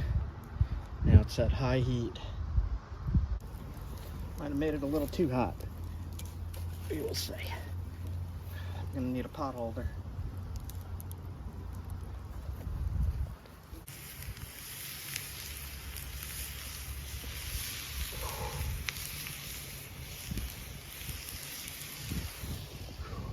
So this is looking pretty good.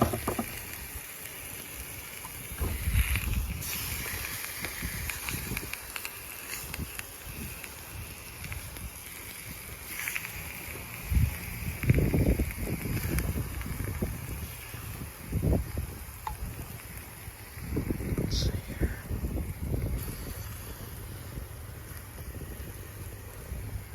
Put that back on the fire.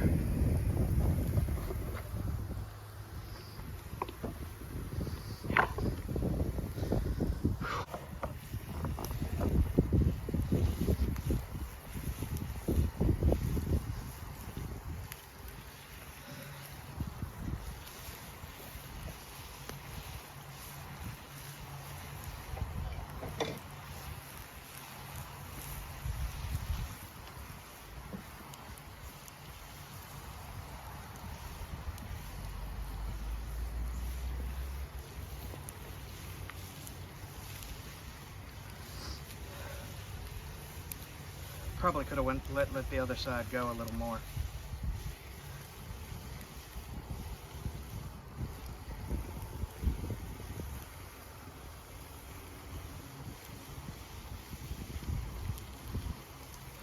Let it darken up a little bit.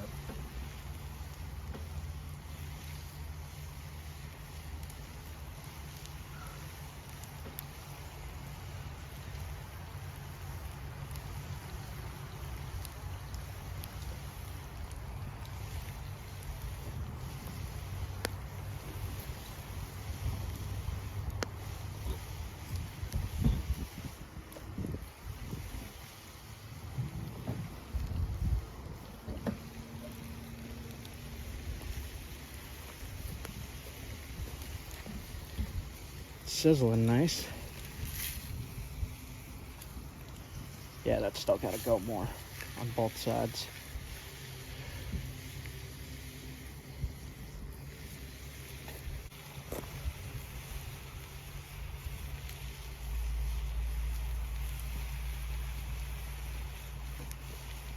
We'll see how that looks when it's done. Alright, so it said don't cook it past medium rare. See how it looks.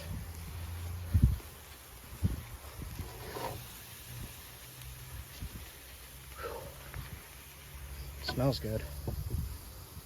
Let's test the little one first. See what it looks like. We'll use the Flint knife. See how it looks inside. It's about medium. That looks pretty good. How about the fatter part? Yeah, that's about medium. All right, so we got that cooked pretty perfectly. Then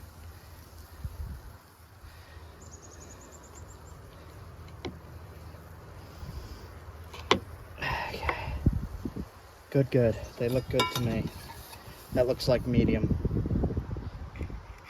It said medium rare. Medium is good for me.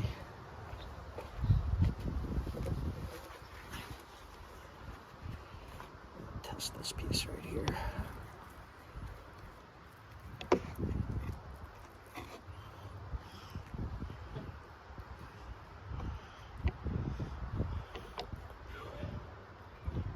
It looks like that could go a tiny bit more.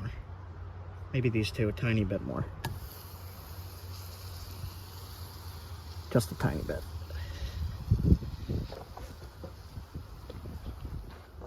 All right, that looks good to me. Still a little bit pink. Good to go. So I'm just gonna cut a piece off the end here and give it a try.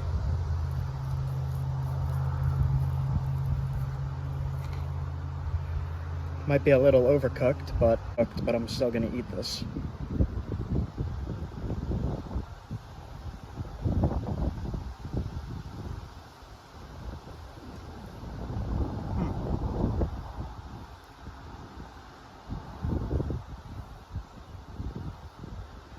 kind of tastes like venison. It has that little bit of gamey taste. Tastes like venison. This is an ostrich. That is weird, man. I mean, it doesn't taste exactly like venison, but it tastes like venison. It's really good. I made some filet too, so we're gonna have that with dinner. That's a thumbs up for me. That is tasty. Alright, so we brought it inside. I wanted to try some ketchup on it, and don't really like it. Here's the meat. She made some corn and potatoes in the salad. And I got some kombucha, gingerberry. This is really, really good. It definitely is a red meat. If you didn't tell me what it was, I would just assume that that was a steak. Just Beef. a cow, yeah. A slight aftertaste of like turkey. Turkey aftertaste. That's, yeah, like venison. But it's really mild. Mm-hmm. It definitely tastes mostly like a cow. We are gonna eat this. It's really good. I think I cooked it really well. It's how the instructions said to cook it. Tastes really good. I'm shocked actually. I thought it was going to be very gamey. It's not that gamey. I don't think it's very gamey at all. Okay, we're gonna eat. Have a good one, guys. We are walking along the Appalachian Trail to a spot that people said was pretty cool and we should check it out. So we're going to check it out.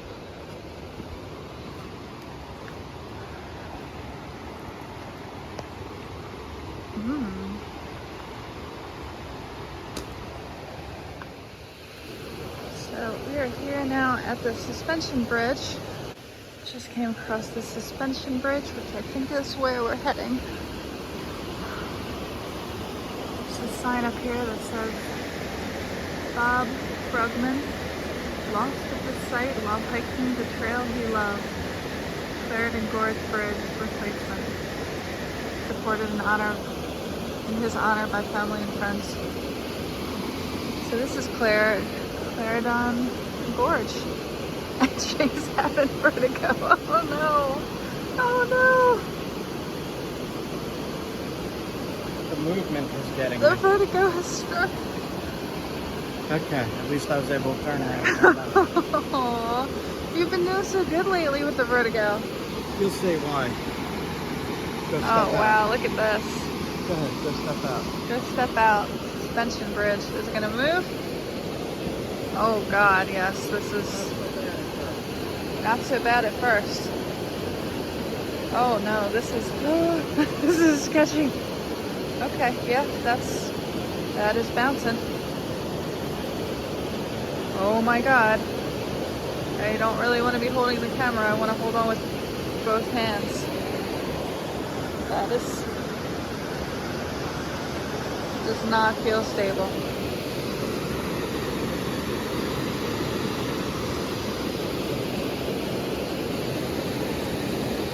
Wow, this is cool though. Alright. Oh god, okay. Bravery. Bravery.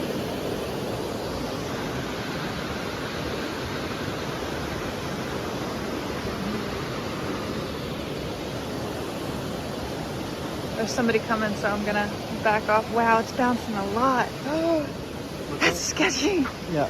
There's somebody coming behind. Yeah. So, Vermont, Black River, Community Flybrary.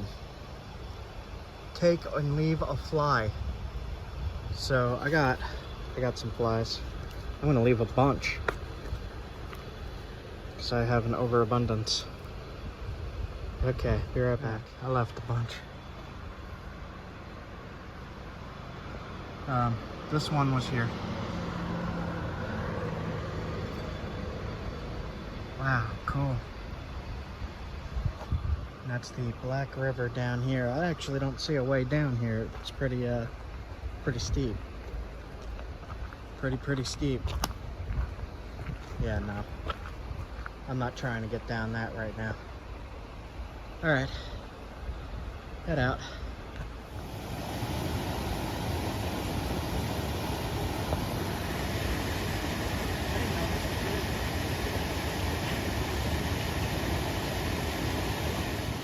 In the water.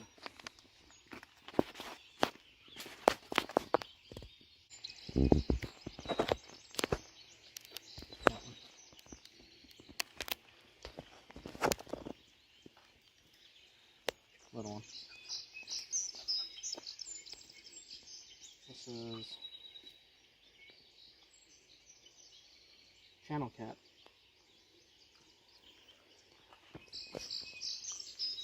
Look at those whiskers.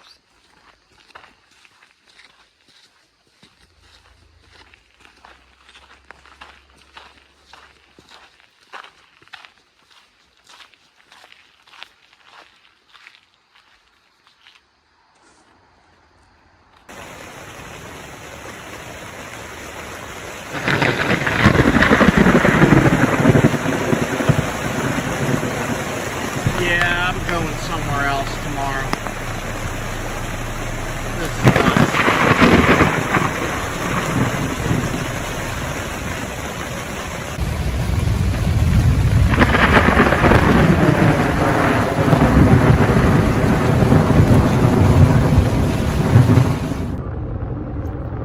So I found a bunch of new Flint sources of river cobble, which is awesome.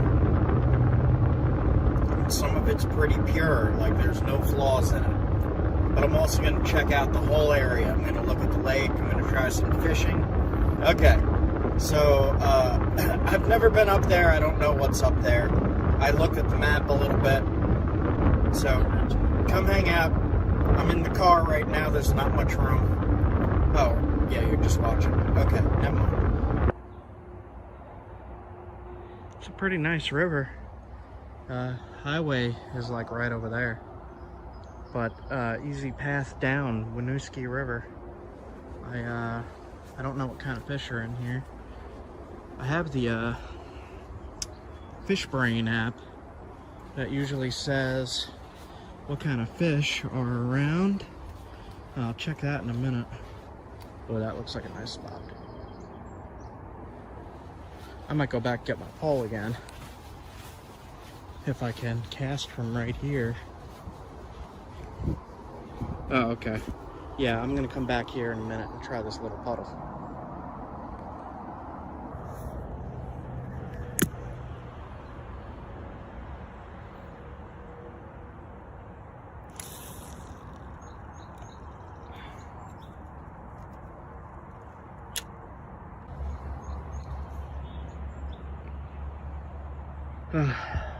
Winooski River. I have no idea what's in here, so I'm using a little tiny spinner. Try to cast here. Break my pole. What? Another one. It's only about that big. Are you serious? It's right under that tree right there. Right at the campsite.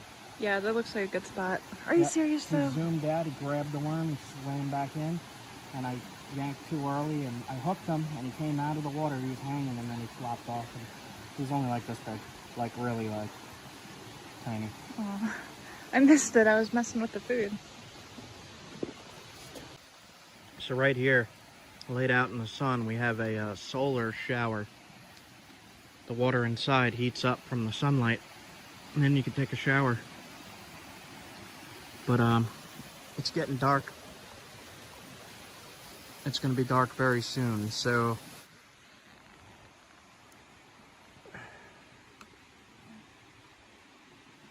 that's a nice looking steak. What's the butter that you get that seems to last a long time? It's just whipped butter. Whipped butter. My sister got me this hammock. It's kind of dark. It's getting dark. Sun's going down here. See if I could brighten it a little bit. It's too bright. There's Leah, the fire. There's the creek. Just gonna rest in the hammock and digest. That was delicious. chicken steak in the forest. I caught another one right there under that tree. It was tiny like that. Just flopped off the hook and went back in. Alright. Taking a nap.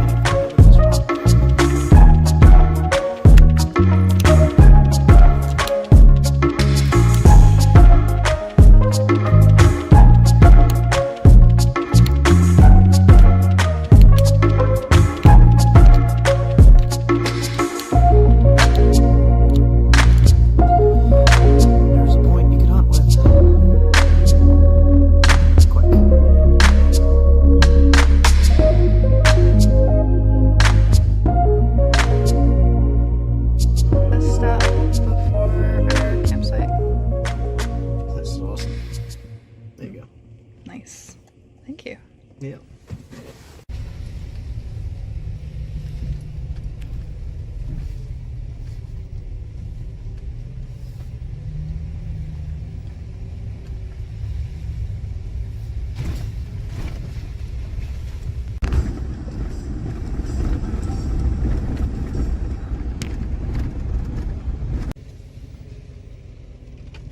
Cool. Let me actually back in if I can.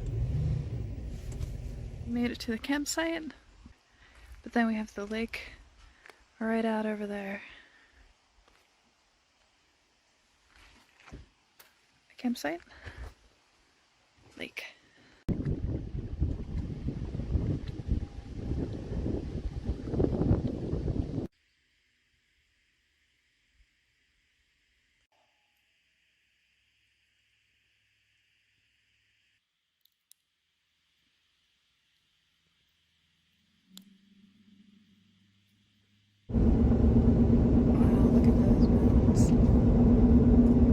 So you could just park anywhere here and walk like 20 feet that way, and it looks like you're in this extremely dense wilderness, because you are. There's just this really busy road cutting through the middle of dense wilderness, and that's also very strange. I've been up to like Maine once, and I gotta loop around, I think. And we're further north than we were in Maine right now, so I've never been this far north, and I'm seeing a lot of new sights that I've not seen before. Where's the moose? It's telling me to cut down over here. Fish and Game Club.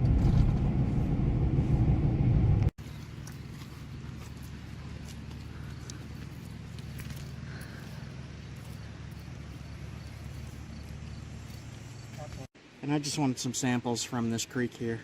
So I got 2. It's enough for me. And I'm gonna head out. Score. Keeping this. Yeah, like that.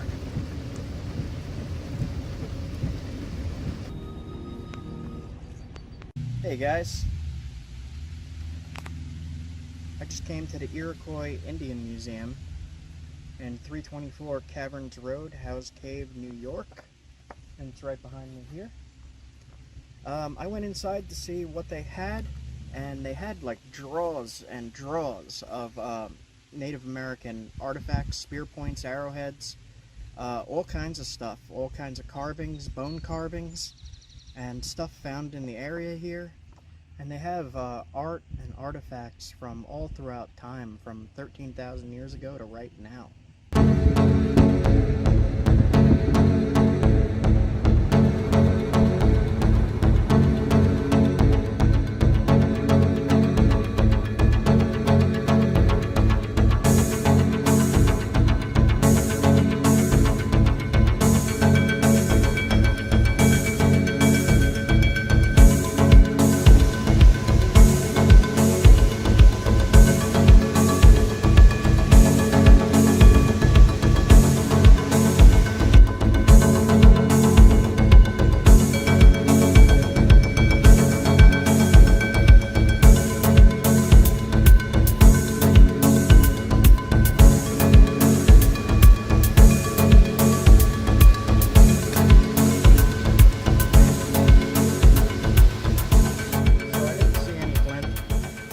Water's way too high. It's like rapids in here. I talked to some locals on the way in. They said they've never seen the water this high before. So I can't go down and look at the cobbles. It's maybe about this deep of fast-moving water. So no good. But there are a ton of mushrooms here, right at my feet. Some massive rock face. Is that all granite and gneiss? Or gneiss? However you pronounce it? Basalt. Wow, up there is all rock face too. Oh, you can't really see because of the rain. There's a cloud on the hill right over there. We're up in the clouds, guys. See that little cloud?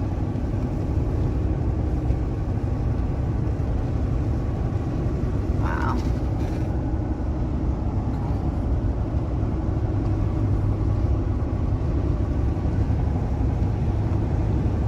Getting pretty far up north again.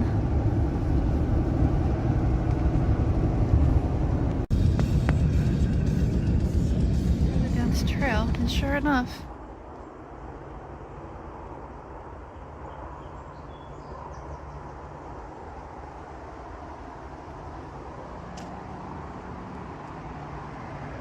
wow.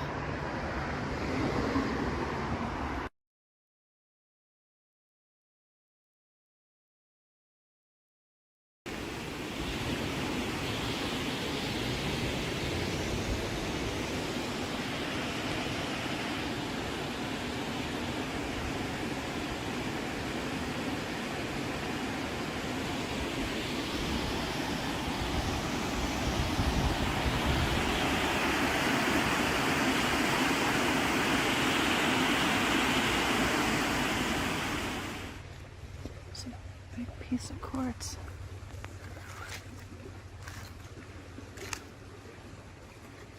Jeez. Let's get this cleaned up.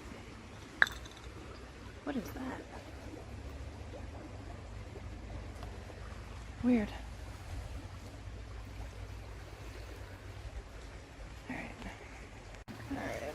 Let's see. Which pool? Let's try this one. Okay.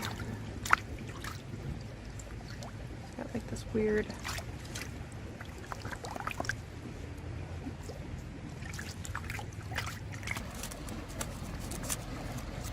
I tried to nap.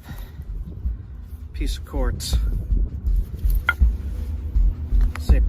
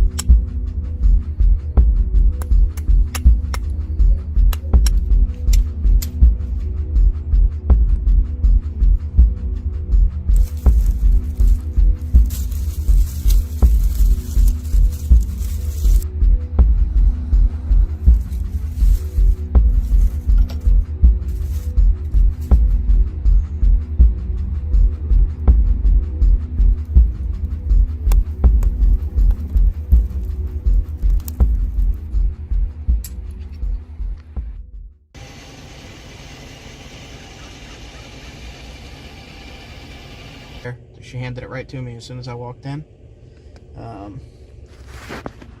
This is bacon, cheddar, and ranch on the fries. And just cheese, burger, bun, lettuce.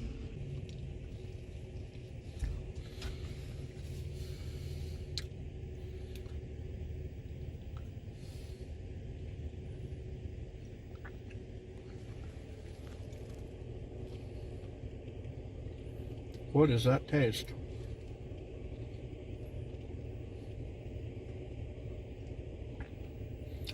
So that's worthy. Mmm. It's Wagyu beef. Is that what it is? Wagyu beef. So that's a crazy taste. Let me try one of the fries and dip it in ketchup.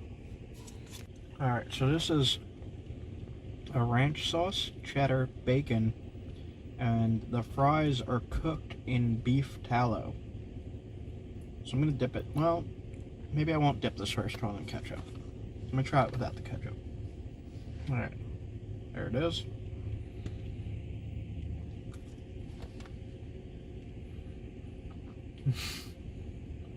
That's a flavor.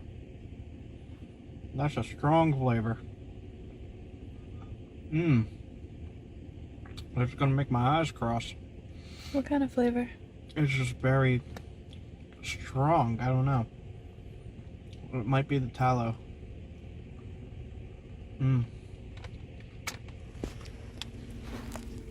Yeah, that's really good. It tastes like I'm eating a really exotic, expensive meat. Like camel. Or something. What does camel taste like? I would assume it would taste amazing like this. But I'm taking it really slow because it's really rich.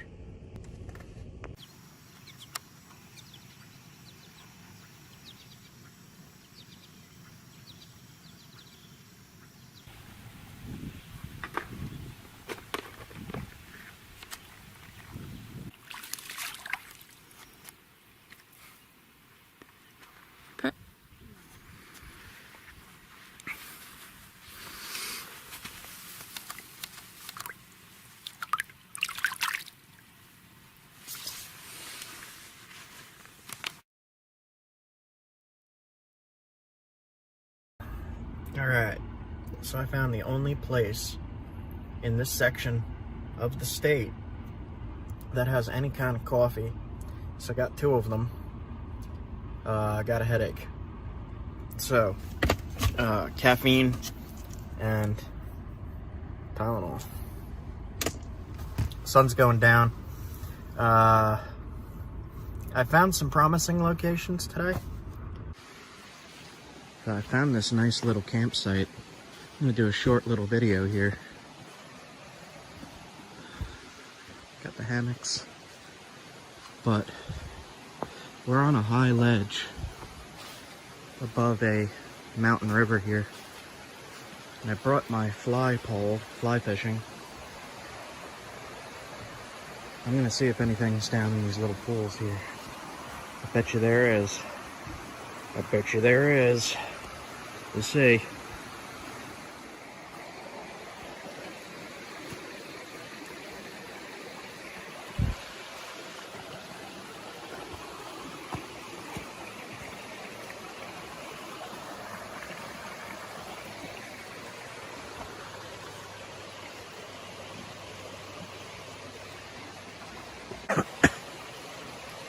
This ridge is higher than it appears on video. And all these rocks are covered in super slippery moss. Here, look. Giant boulders. And then, I bet you there's fish right in there. Yes, I bet you there's brook trout. I bet you it's wild too, little wild brook trout, because there ain't nobody around here.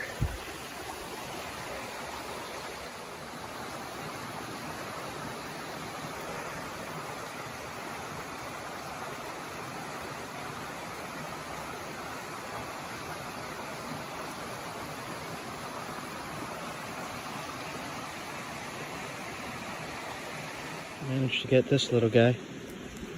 Oh.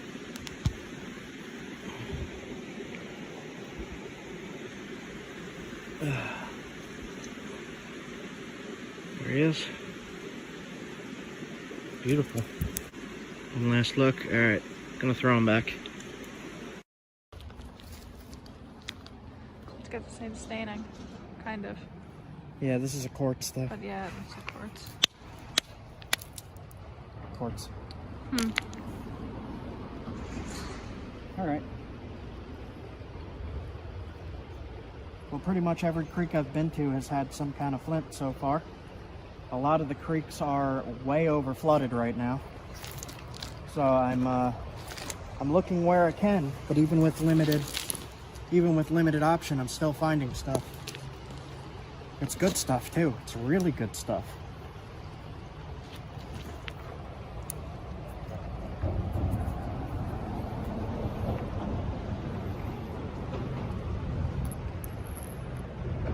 This almost looks as if it is a limestone, but it's so high quality that I should see if this sparks. Should give it a test. I got this too. It's not so great, but That quartzite stuff? something to mess with.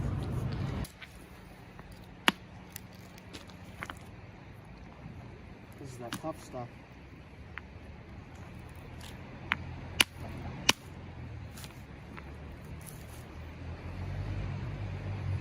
Well, that's a lot of limestone. Yeah, that's limestone. It tricked me.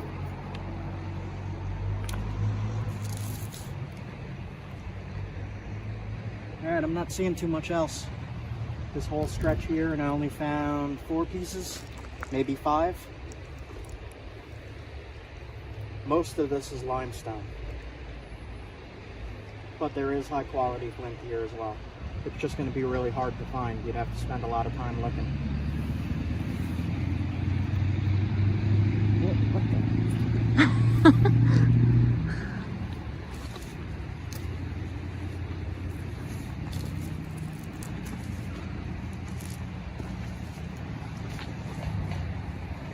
If anybody's wondering what this is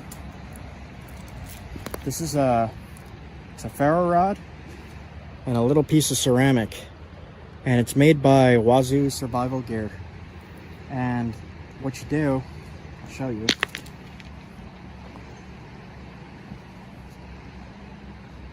pull this down. Then you take this. And you can start a fire with it. So that's an awesome bit of survival gear that you could get for yourself from Wazoo Survival Gear. Go check that out. I'll put the link somewhere like here or down in the comments or in the description or something. I don't know. It's a fun little thing. I always start fires with it, and it's fun. I like it.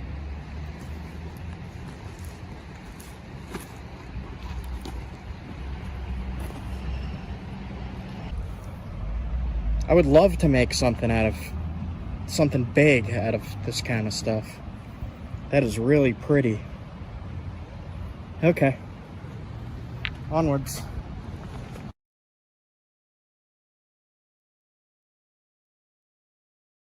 How you guys doing? I have some stuff that I pulled out of creeks. It's Onondaga chert. And I want to show you guys what has been going on with it.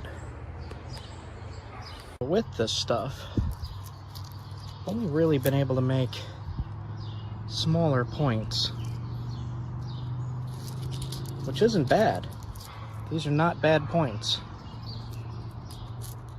And I'll show you why. I also got some rock, Onondaga, from Canada, from Ontario Rockhound. Now this stuff does not have the same problems that the stuff I'm finding in creeks is having.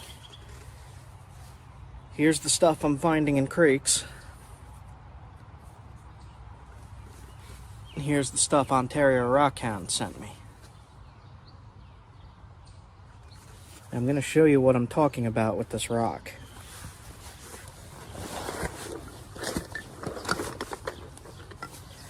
try this piece.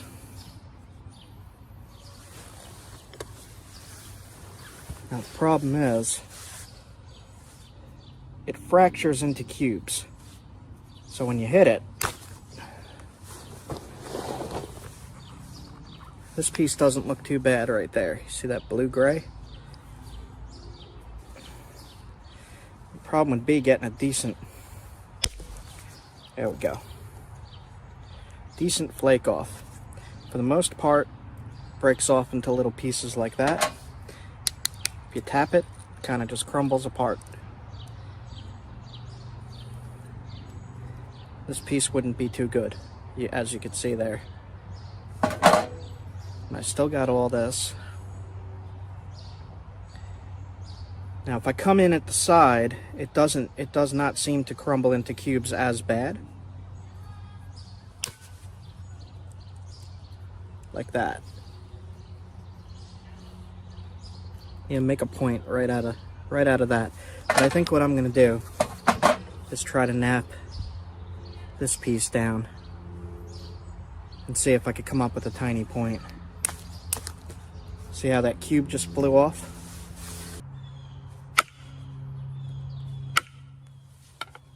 I'm gonna try coming in from right there to get rid of some of that turtle back.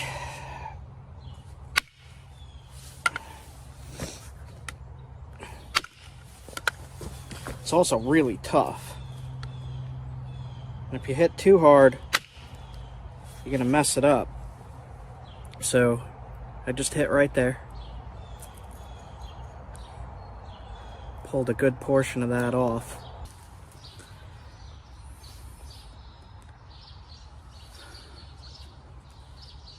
Seems like this rock really just wants to turn into triangles.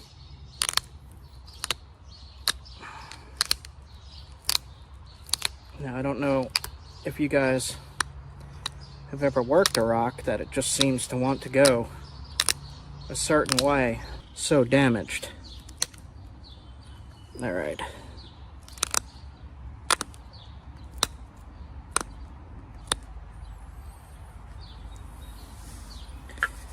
Now, just for another quick comparison. Flake stuff. See what I mean? Came from this piece. So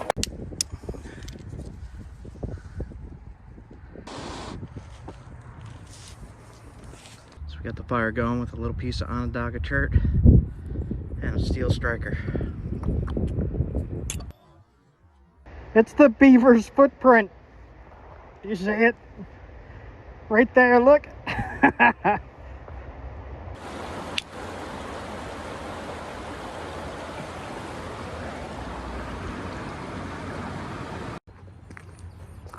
We're out here looking for flint. Survival, bushcraft, flint napping, arrowheads, and some flint for flint and steel. Good morning. I woke up and I'm like, I gotta go on a rock trip. So we're gonna go on a rock trip. We're gonna leave in a little bit. Rock trip, rock trip. Guess what, girlie? Huh? Rock trip. Hey. Let's go, let's go. Let's go, let's go. I'm gonna bring 2 rock testing tools this trip. A caribou antler and a copper billet bopper. And I'll put in the product description these 2 items. You'll be able to see it. Click products. Check it out. It's pretty cool.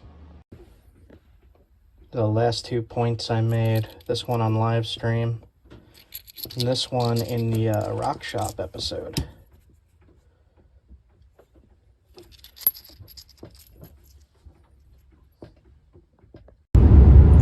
So it looks like we're going to have another challenging trip here because there's still a lot of snow. But we're going to be looking for chert, flint, for stone tools, arrowheads, bushcraft, and survival. Flint and steel.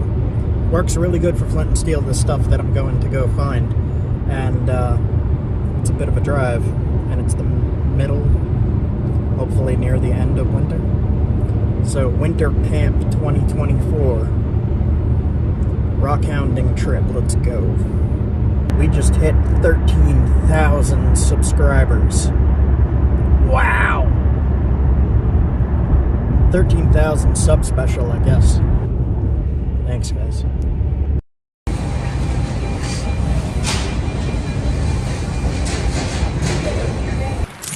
Alright, so something that happened to me when I was sick is they kept me in the hospital bed for too long, and I wound up with a blood clot in my leg that flew into my lung and caused pulmonary embolism. So whenever I'm on a rock trip, I always get out of the car after like at least at most 2 hours, and I just walk into a store and pick up some soda and stuff like that, just to stretch the legs and get the blood flowing in my legs so that I don't get the blood clots. And that could happen to anybody. So if you're doing these rock trips, I know some of you guys do now, make sure you stop and get out and walk just a little bit. So do that if you're driving, just in bed, laying in bed for a long time. They call it rotting now. Or if you're on a plane, just sitting still. Anytime you're sitting still, make sure you move your legs. Real life survival tip. I've been through it.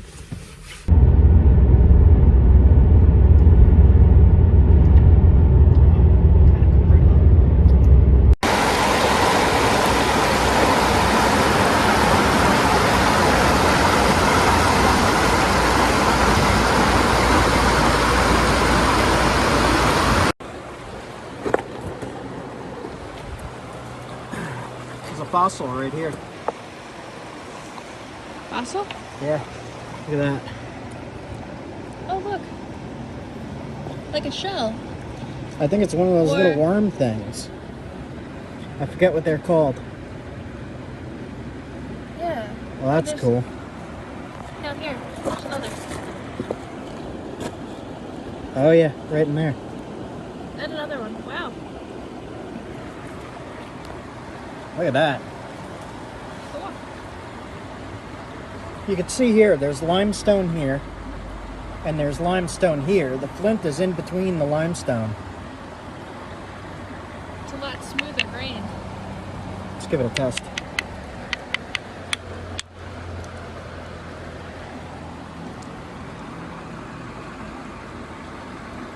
Nice blue-gray flint.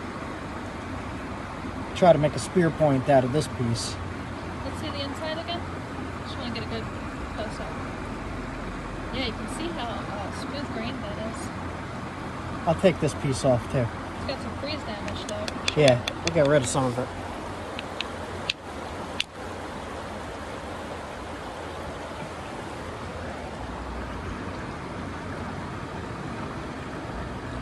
Smooth, glassy, and glossy for flint. For flint and steel and for arrowheads, flint knapping. That's what you're looking for.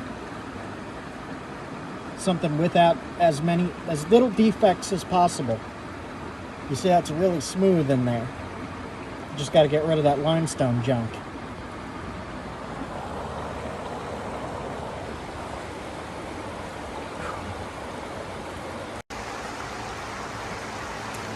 I'm unsure if something is anything. It's best to just test it. I'm unsure on this piece.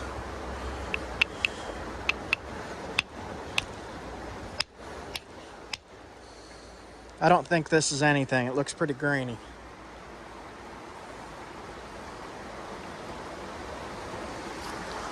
So what's that weird basalt stuff?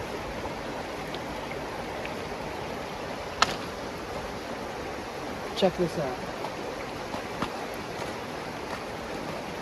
This piece of limestone has a big flint vein running through it. Wow. It also has some quartz in it, it looks like.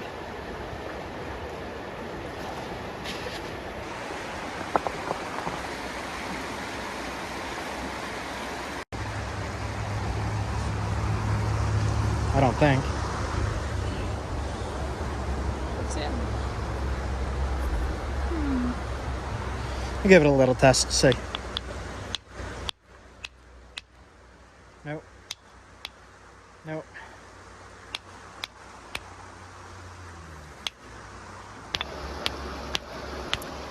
No, that is not flint. Some kind of basalt. Another little nugget of it.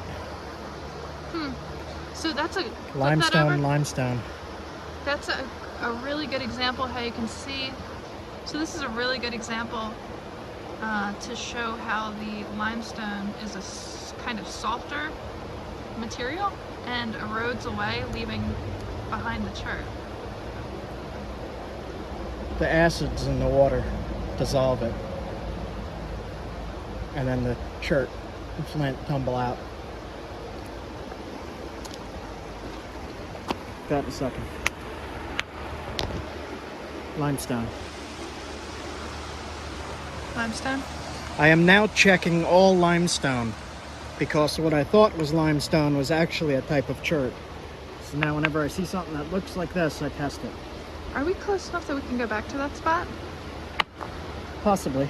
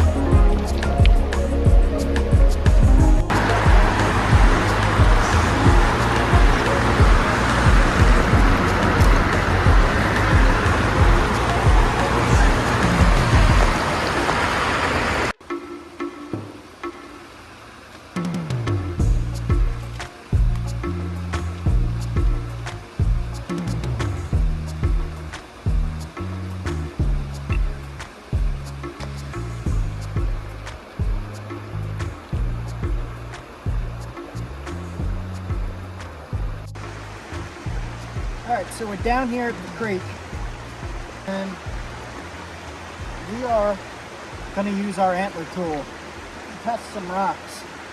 I already found a little piece that looks promising. We'll just give it a little test.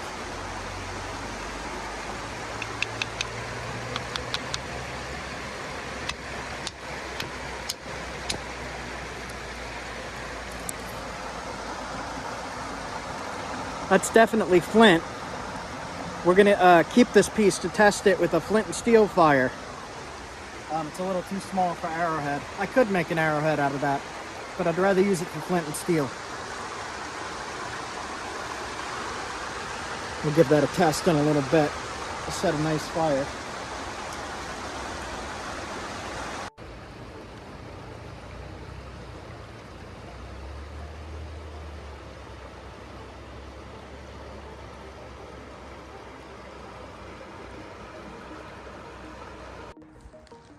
Alright, we're going to test this flint and steel. First I want to test the shale flint. Take a strip of the char cloth that I made in a previous episode. I'm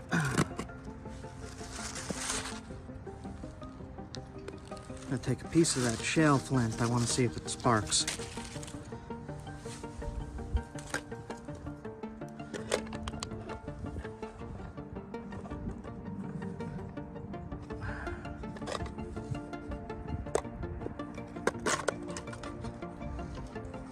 More char cloth in there. All right. No sparks with shale flint. All right. Use the little tiny Onondaga chunk we found then. So shale flint does not spark. Good to know.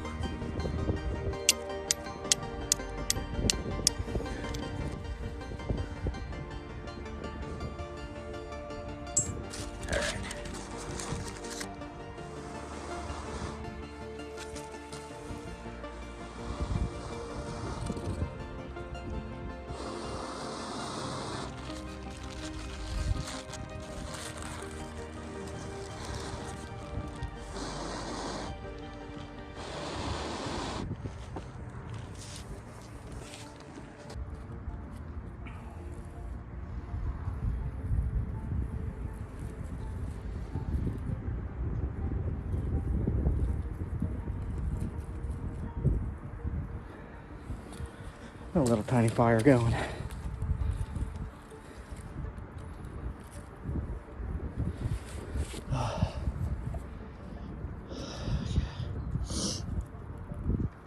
Flint and steel with the Onondaga. But the Esopus shale does not work for sparks. That's crazy, I did not know that. Okay. So we got the fire going with a little piece of Onondaga chert and a steel striker.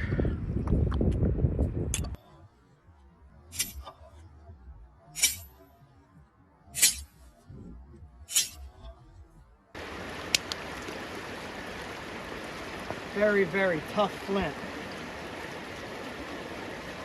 You see that?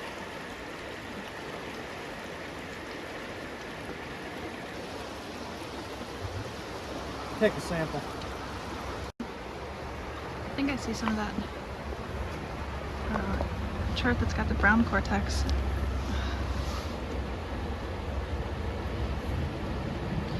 Ooh, it's all muddy.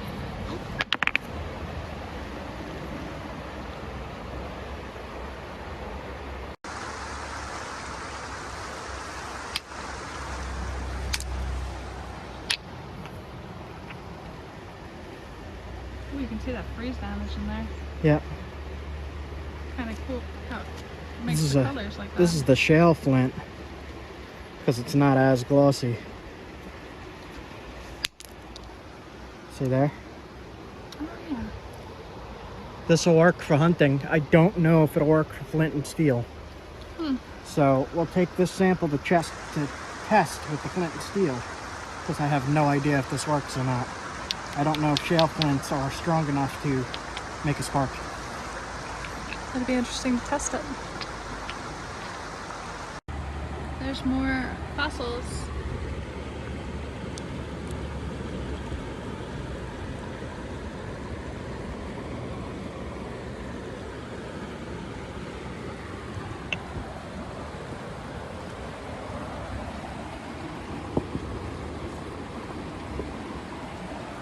This area is just so full of fossils. Very small vein of the good flint right here. Most of that is limestone. So I'm going to leave this. Pure limestone. Oh, look how it broke with those ripples again. Yep. You noticed that before? Yep. Limestone breaks with these. The edges have ripples. Not all the time, but sometimes. It's interesting.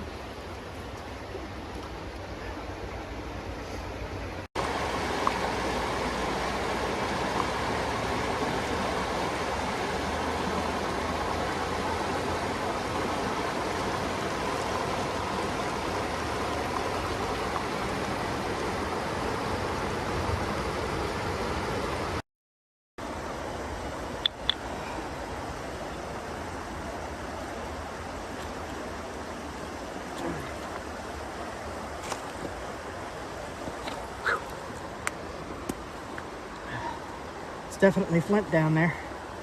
I'm gonna cut around and see if we could find some more. Beaver activity. Do you see it? It took one tree and it's trying to take the other one.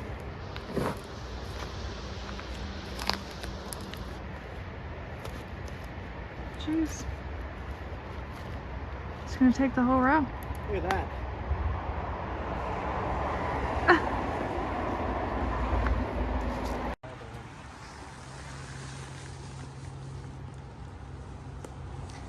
Where'd he take it? That's a whole tree. Like, come on. Where? Wow.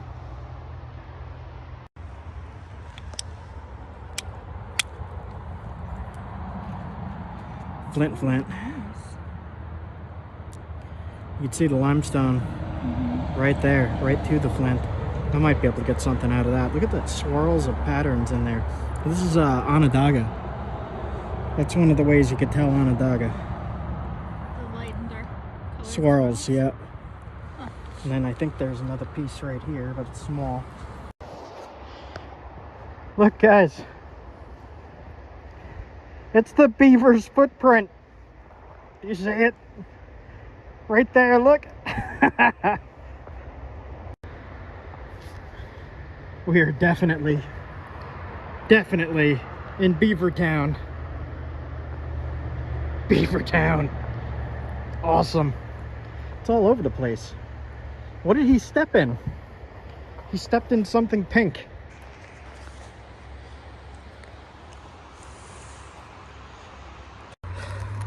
Hey, girly. Beavertown.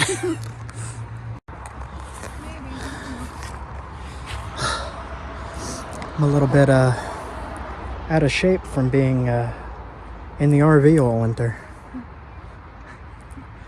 Gotta climb up and down these hills again. All right. This is an elk antler, I believe.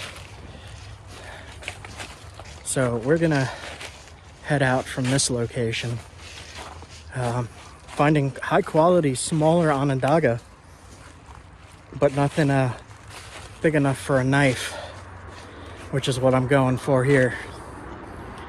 So I'll check back in. So I think I'm gonna test this piece with an atlatl, nap it into something. If it'll hold together, you'll see those flaws in there. Might be able to get a small and long point from this. We'll see.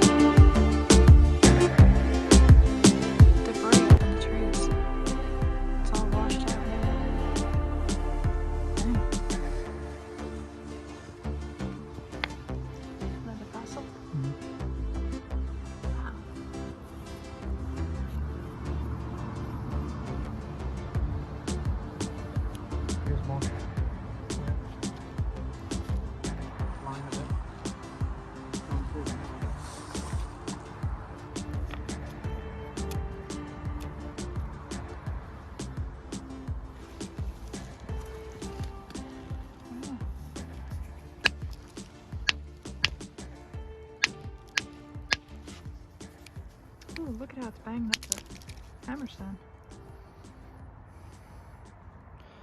Flint, limestone. Try that again? Flint, No, smooth. limestone. Oh, smooth.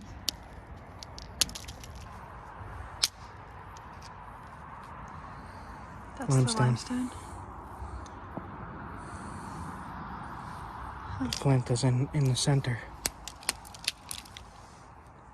It's not very good. Blocky. Damaged. Yeah. There it is. There's the flint. Smooth, glassy, limestone, rough, grainy. Oh, is that a second? Yeah, you can really tell the difference there. It's all very freeze damaged though. So I'm testing the darker black rock as well to see if anything.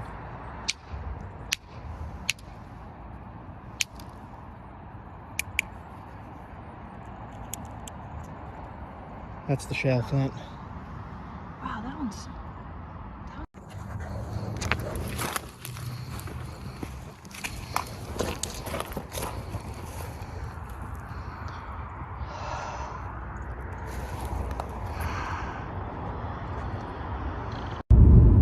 We are here in Flinty Beaver Town.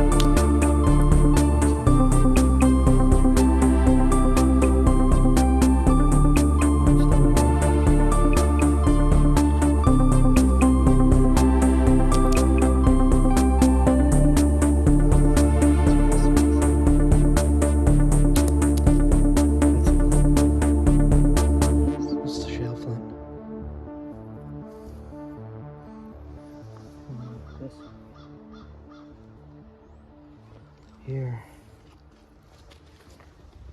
Definitely flint. You don't even need to flake that. Grave stuff. Yeah.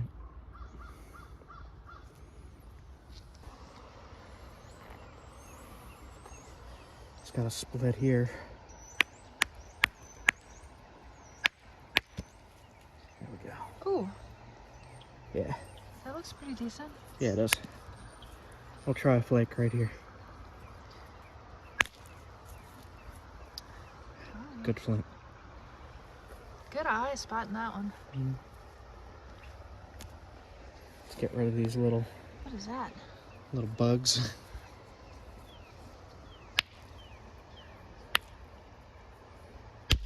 There we go. Oh man, look. Here. Is that the shale chart as well? This is not. It is not. This It's got is the not. brown This is cortex, glossy. though. Nice and glossy. Wow, cool. Good find. Oop.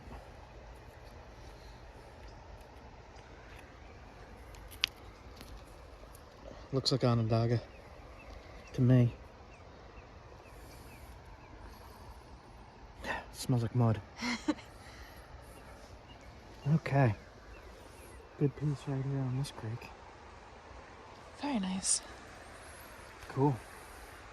Cold as heck. Yeah, it made my fingertips like really freezing. Freezing cold. That water. Okay.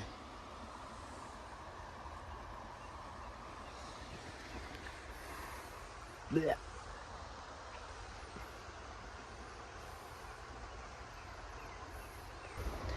Two different kinds of flint here. Oh, there's another piece. Yeah, I see one right here. Yep. Just little chunks. Be Make good. little bird Okay. points in flint and steel. Yeah, I was gonna say a striker would be good. There's another piece. There's a nice piece. Right here. Flake. Very nice. You can make some bladelets off of that, right? Yep. I can make a spear point out of this. It's super high quality. Cool. There's a lot more snow here. It's way colder today. Up here. Went quite a ways away from where we just were. There's a lot of misty mountaintops today. Looking for Flint.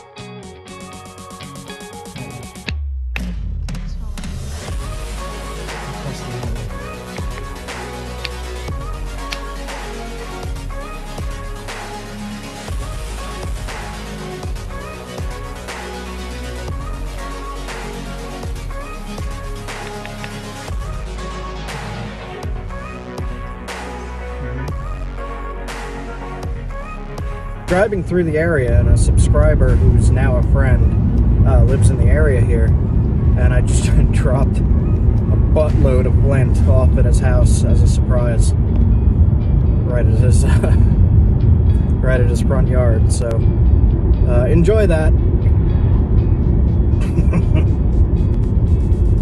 That was a good amount of Flint, and I'm just laughing because I'm imagining the surprise of coming home and seeing Flint boulders on my front porch.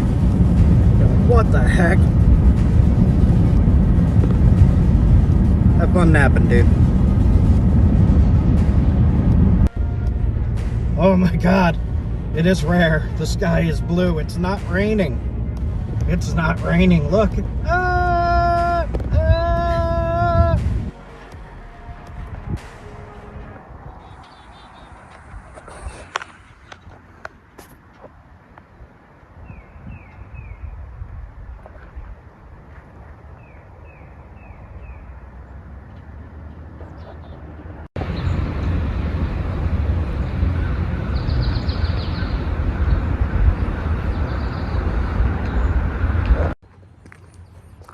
We're out here looking for Flint.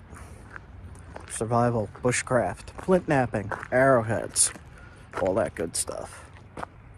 It's still winter. And some Flint for flint and steel.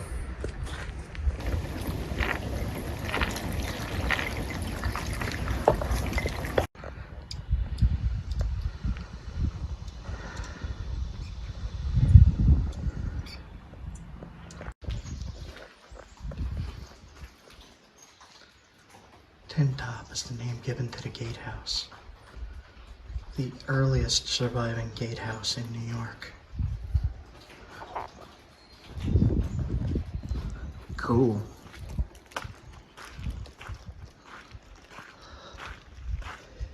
Here's a quick view of it.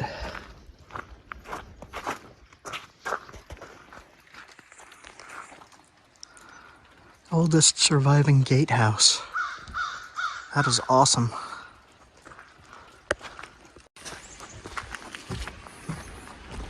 Crossing a wooden bridge here. Getting some vertigo. There's the gatehouse. There's the lake. Trying not to look down.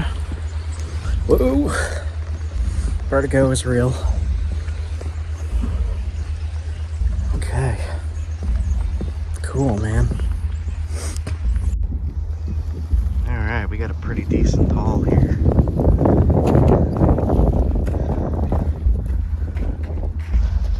From three different creeks.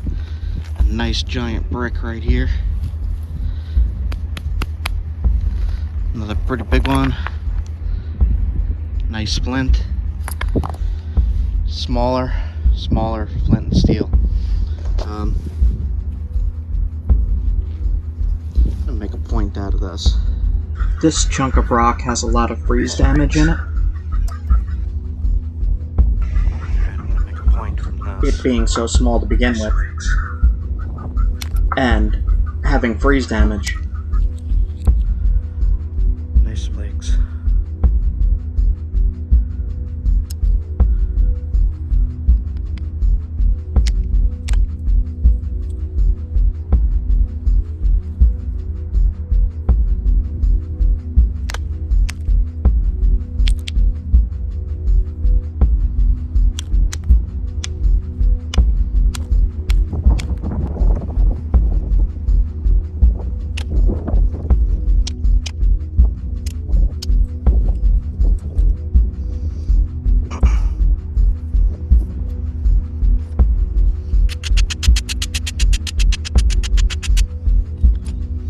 Blood happens. Flint is sharp.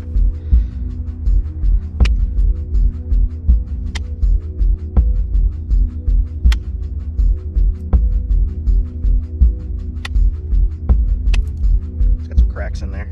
See a crack here. I'm gonna try to hold it together. If I run a flake up here, it might work, but it might destroy it. Let's give it a try. Light strike, maybe. Got rid of most of it.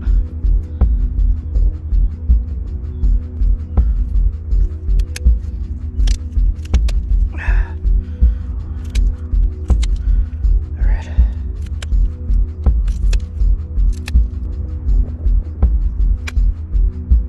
All right. Let's see what I can do.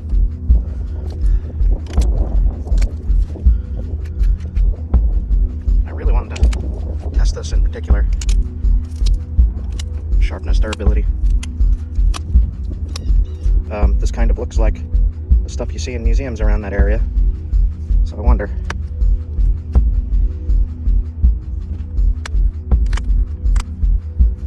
Let's make a little stemmed looking thing. Alright, we're gonna test this. Put it on that ladle, glue it up, give it a test, and then we'll cut the point pine pitched in and give that a test. I'm going to use the at-ladle thrower on a nice big dart.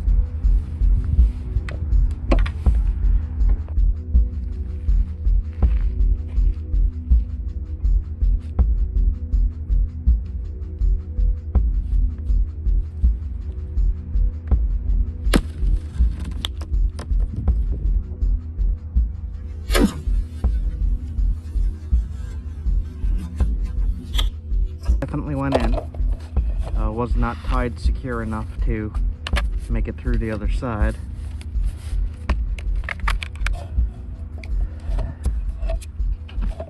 No damage to it. It did hit pretty hard. Tip is still sharp. I forgot to ground the base, so it split the shaft when I threw it the first time. But hafted properly, that would work perfectly for hunting. Just gotta take the time to haft it right. I'm cold, so I'm doing it fast. Alright guys, that's it for me. Getting stuff out of the car and gonna set up camp, set up the tent, go to sleep. See you guys soon.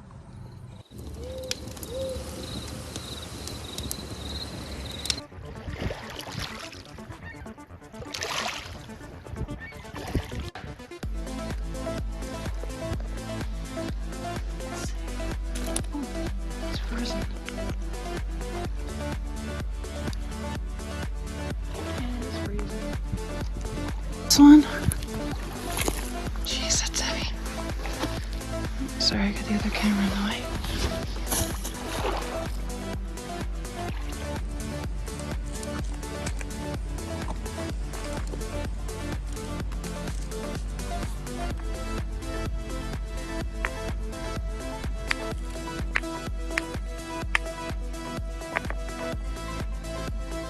Oh man. It's a massive piece right here.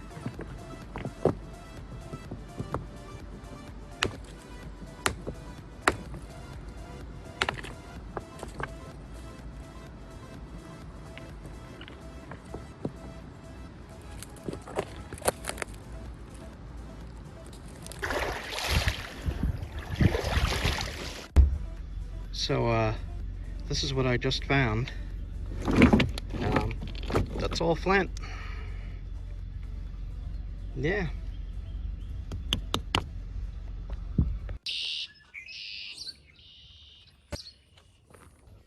I'm gonna take a flake with a whitetail antler. There we go.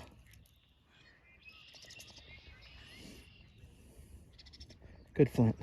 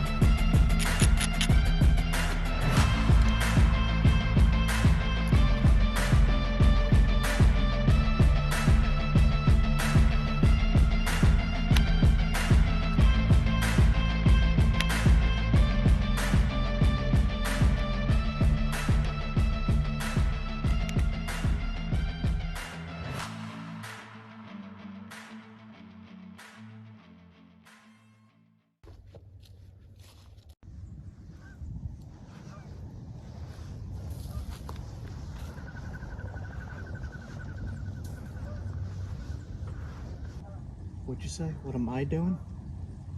You said, what am I doing? I'm looking for sea monster that's in this lake. I heard somebody ask, what am I doing? I'm looking. Its name is Champ. It's got a long neck and a head. It's out there somewhere. I'm looking. I'm not leaving this spot till I see it.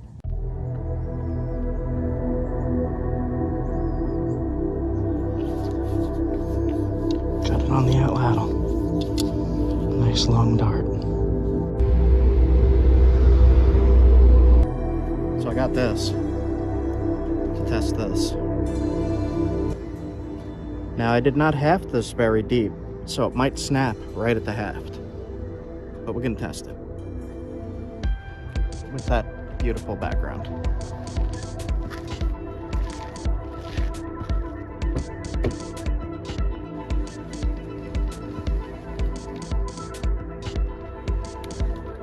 Test the flake of the black.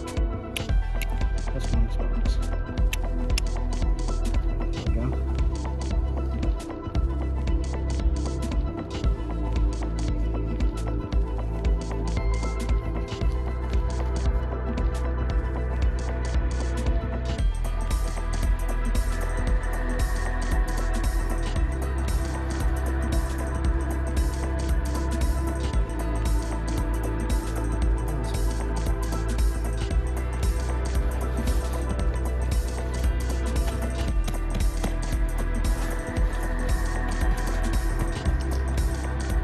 This is what I've been using. I'm going to add it to my product list.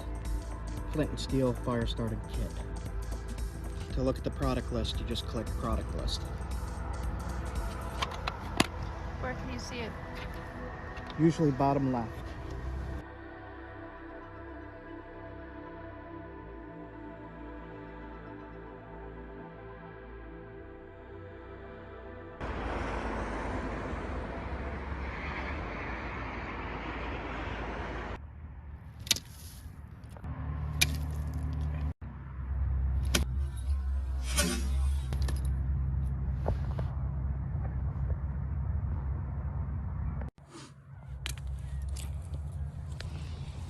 So that works. Point came a little loose.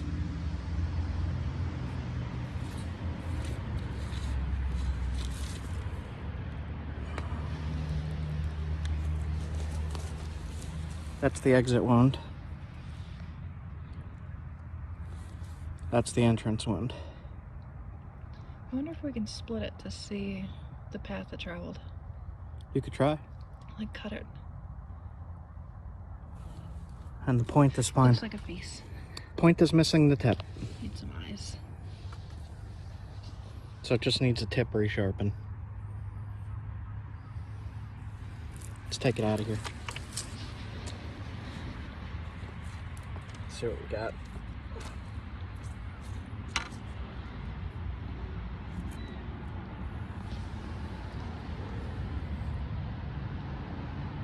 Still in perfect condition. Just a little tip thing.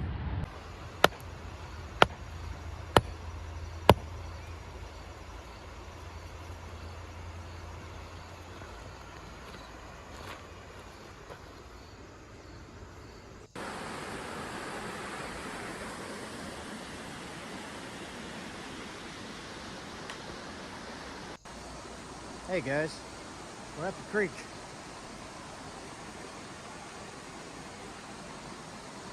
Looking for rock for arrowheads, survival and bushcraft.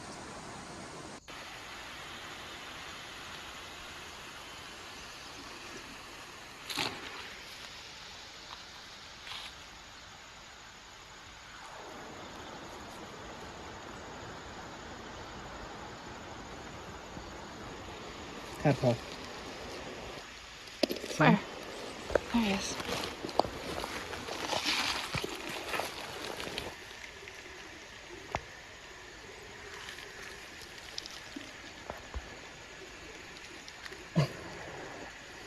It's right there.